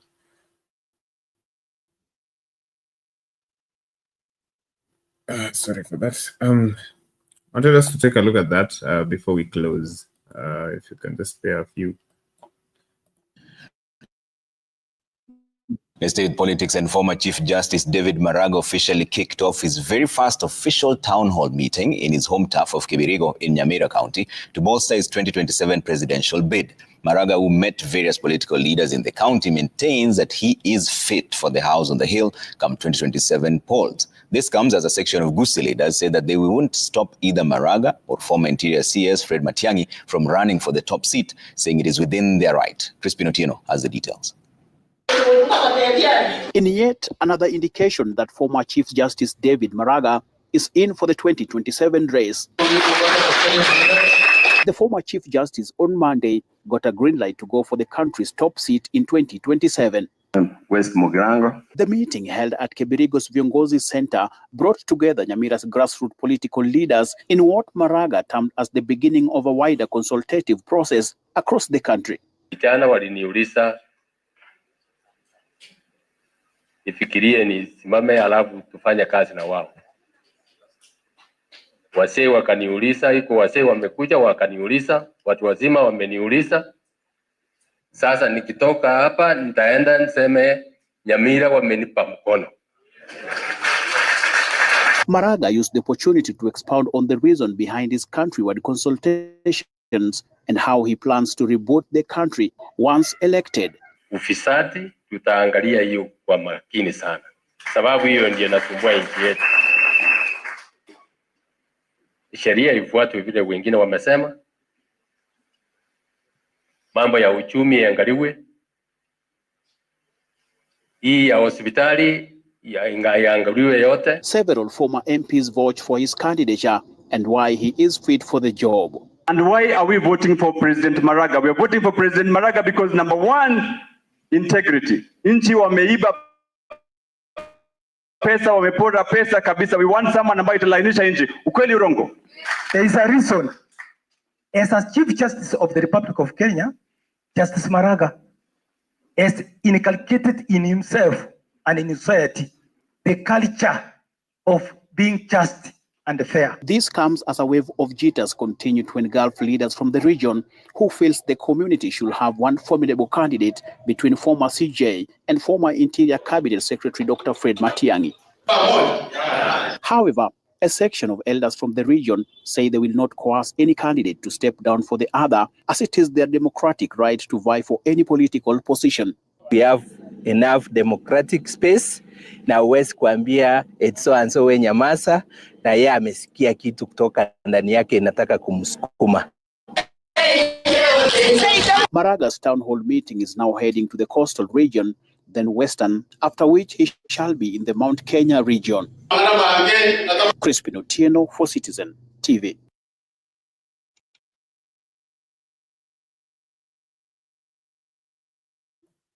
Okay, Alala. I'm very happy. I'm very, very happy. If at the end of the day, somebody like Maraga is acceptable candidate, I wouldn't mind, coming in to campaign with him, for him. I don't mind at all, and raise funds for him. Yes, I will. Anyone with a clean record, anyone who speaks to the entire nation, is not Nafiki or Mnafiki, whatever the word is.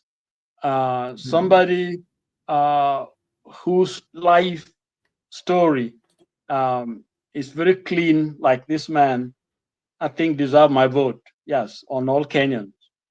Yeah. So I think he should not step down. I think he should keep going. I think he should test the ground and see where things are. But he's a formidable candidate. I think is whether it's going to be elected. That's Kenyans are Kenyans with the money thing, but I think is up there. And for me, I don't mind, using.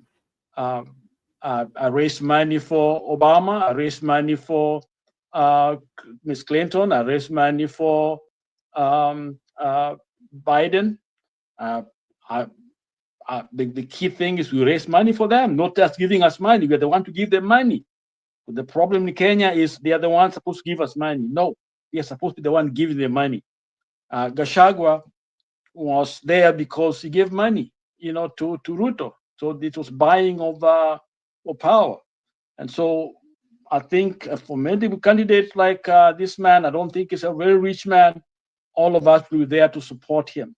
And anyone in that caliber, depending on the debate and the one who come up at the top, will definitely get my vote.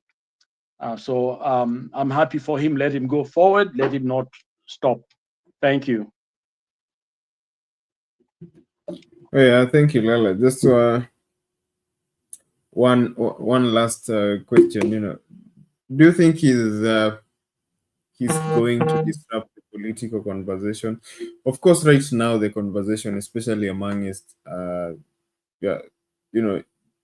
younger Kenyans, and the conversation when it comes to politics and governance is totally different. That's why I think Kome's comment. I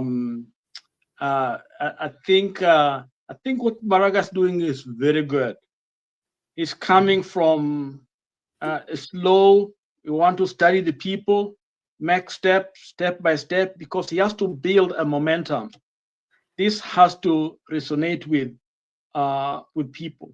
In other words, his story has to be heard, and he's starting in a very good way. Tested it, I think, in Rongo University, and now he's back home, a small core people, and that's where he gets the blessing to move out. So I think whatever he's doing is pretty good.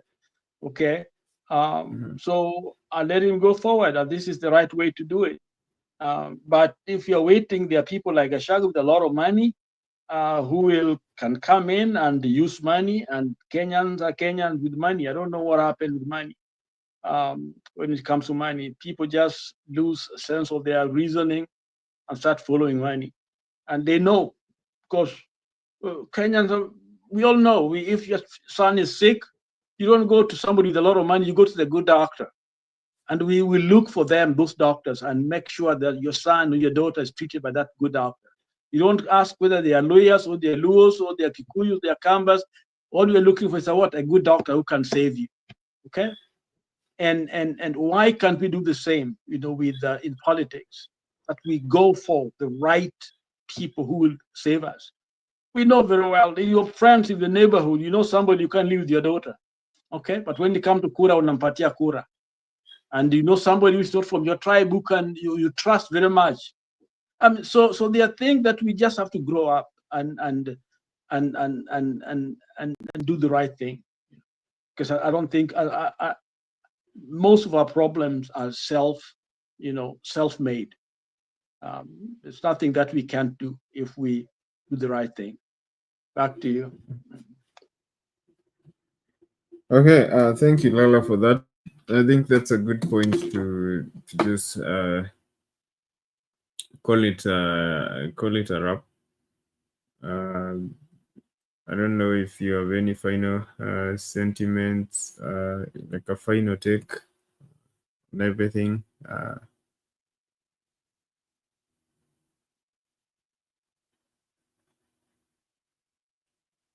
Lala?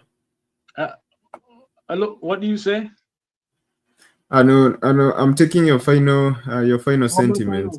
Okay, I think let me address one more question, and that is awesome.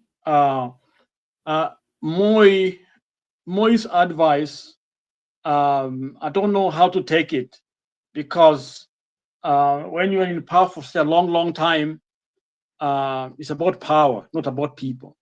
And I think he had a lot of people. There's good things he did, but discouraging people not to run because they already have their system set up in a particular way is wrong. I think we should nurture leadership. We should encourage the right kind of people to run for these seats. Okay, and generally in the West, here in the U.S., a lot of times it's not the people who want to run, but people visit them and tell them, we see some qualities in you, and we think this would be one way to help their community. And they think about it, and they come. So it is a people-driven. People see those qualities. But in Kenya is when you have the money.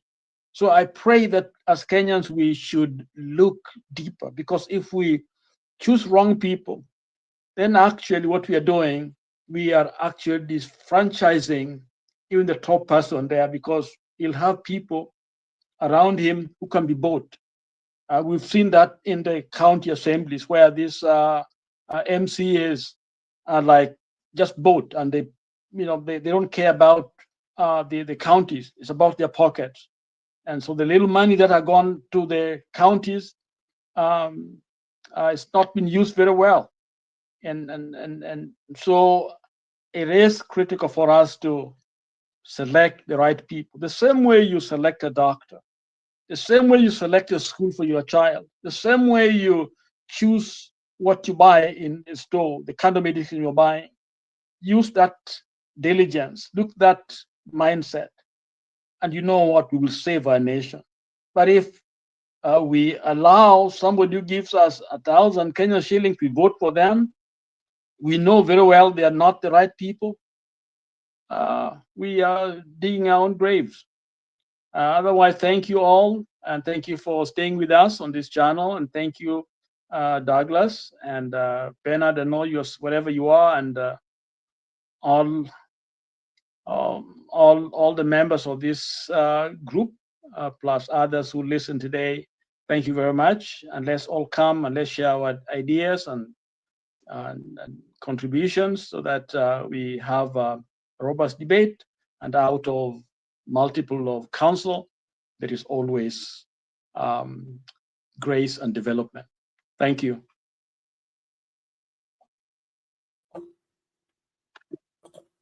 Okay, thank you, Lala, for that, and thank you for coming into the conversation. There is.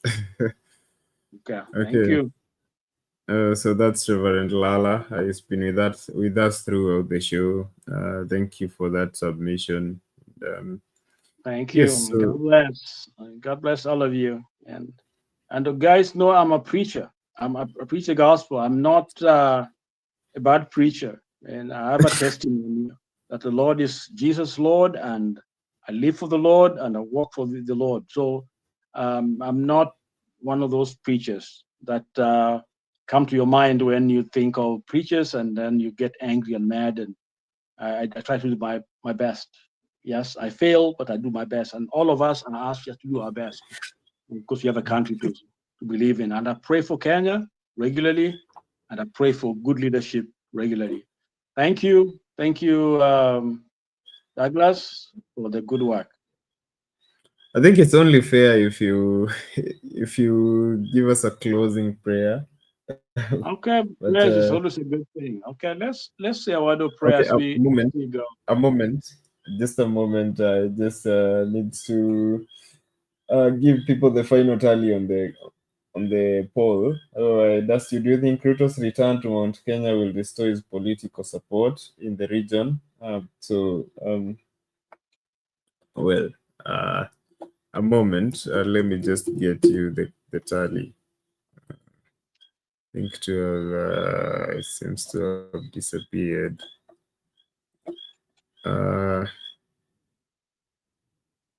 Sorry for the echoes.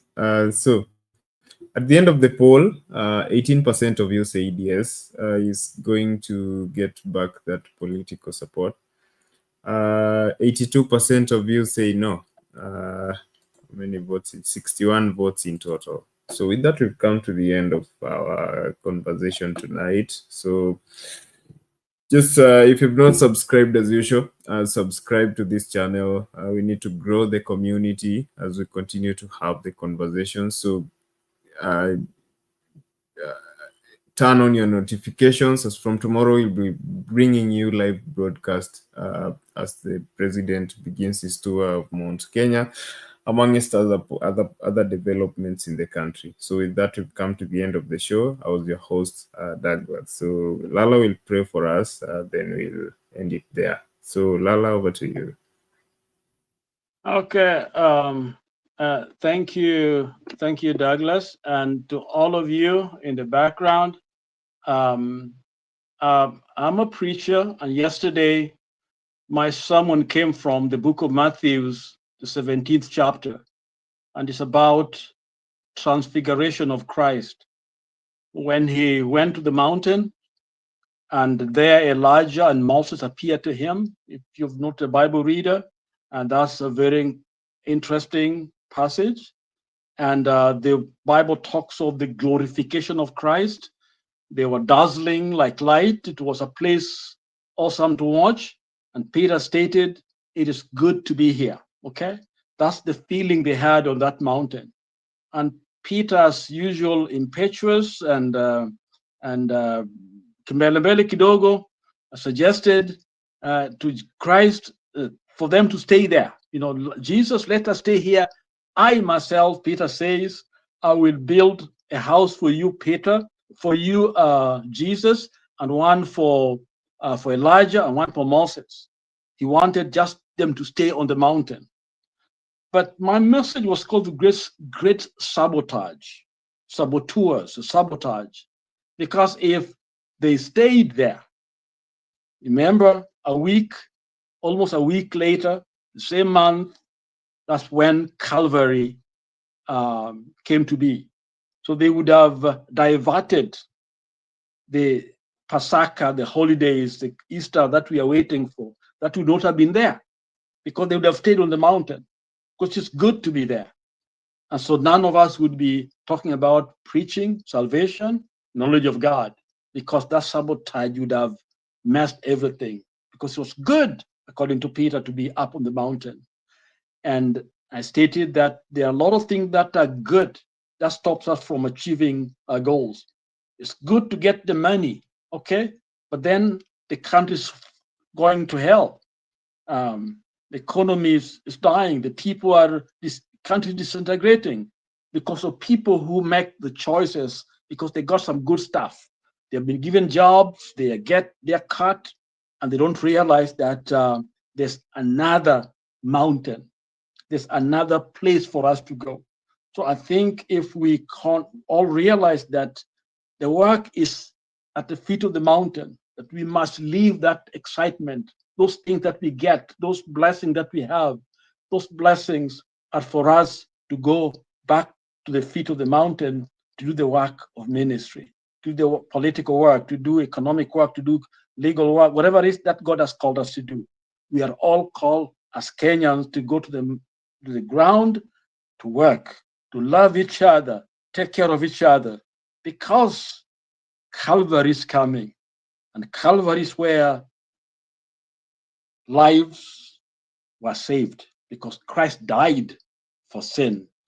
And so I wanted us to kind of emphasize that as we close the day, that the sabotage is always there to sabotage us from getting to where Christ is, to where salvation is, to where peace is, to where glory is, to where we can all experience God.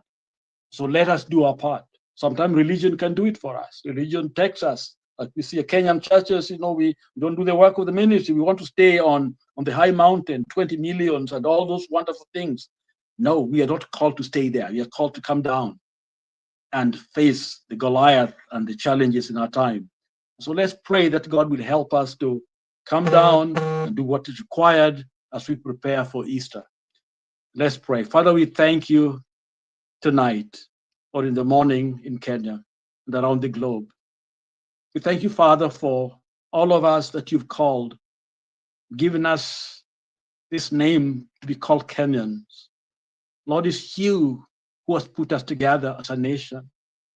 May we turn to you in time of need, call on your name, because you're the one who can give us the victory that we need over these challenges, my Father. Our people are hungry. Our people are sick. Our people cannot access clean water. There's so much poverty and pain and insecurity in our land, Lord. Our families are very insecure, Lord. Women get raped. And Lord God, people get mugged and beaten. Insecurity everywhere, Lord. Lord, there are things we cannot do on our own, but you can. So, Father, we pray for your grace and help us to know what we ought to do. Humble ourselves, give us the brave hearts, so, Father God, that we can be able to face the Goliath here in the ground and do the right thing, because you are behind the right thing. Lord, we love you. Thank you for Douglas for leading us today. Thank you for Bernard and other members of the panel. Those that are unwell, Father, you touch them. We pray for our leaders in the country, that, Father, you open their eyes to know that there's a God in heaven who requires each one must account for what we've done. We require to know that you're there to hear us when we call on you. We love you, we honor you, we thank you. Give us a good day. For in Christ we pray. Amen. Okay. Asante ndugu yangu Baraka. Okay, I thank you, Lala, for that. And good night to you too, and good night, everybody, and good morning for those of us who are back at home. See you on the other side. Bye-bye.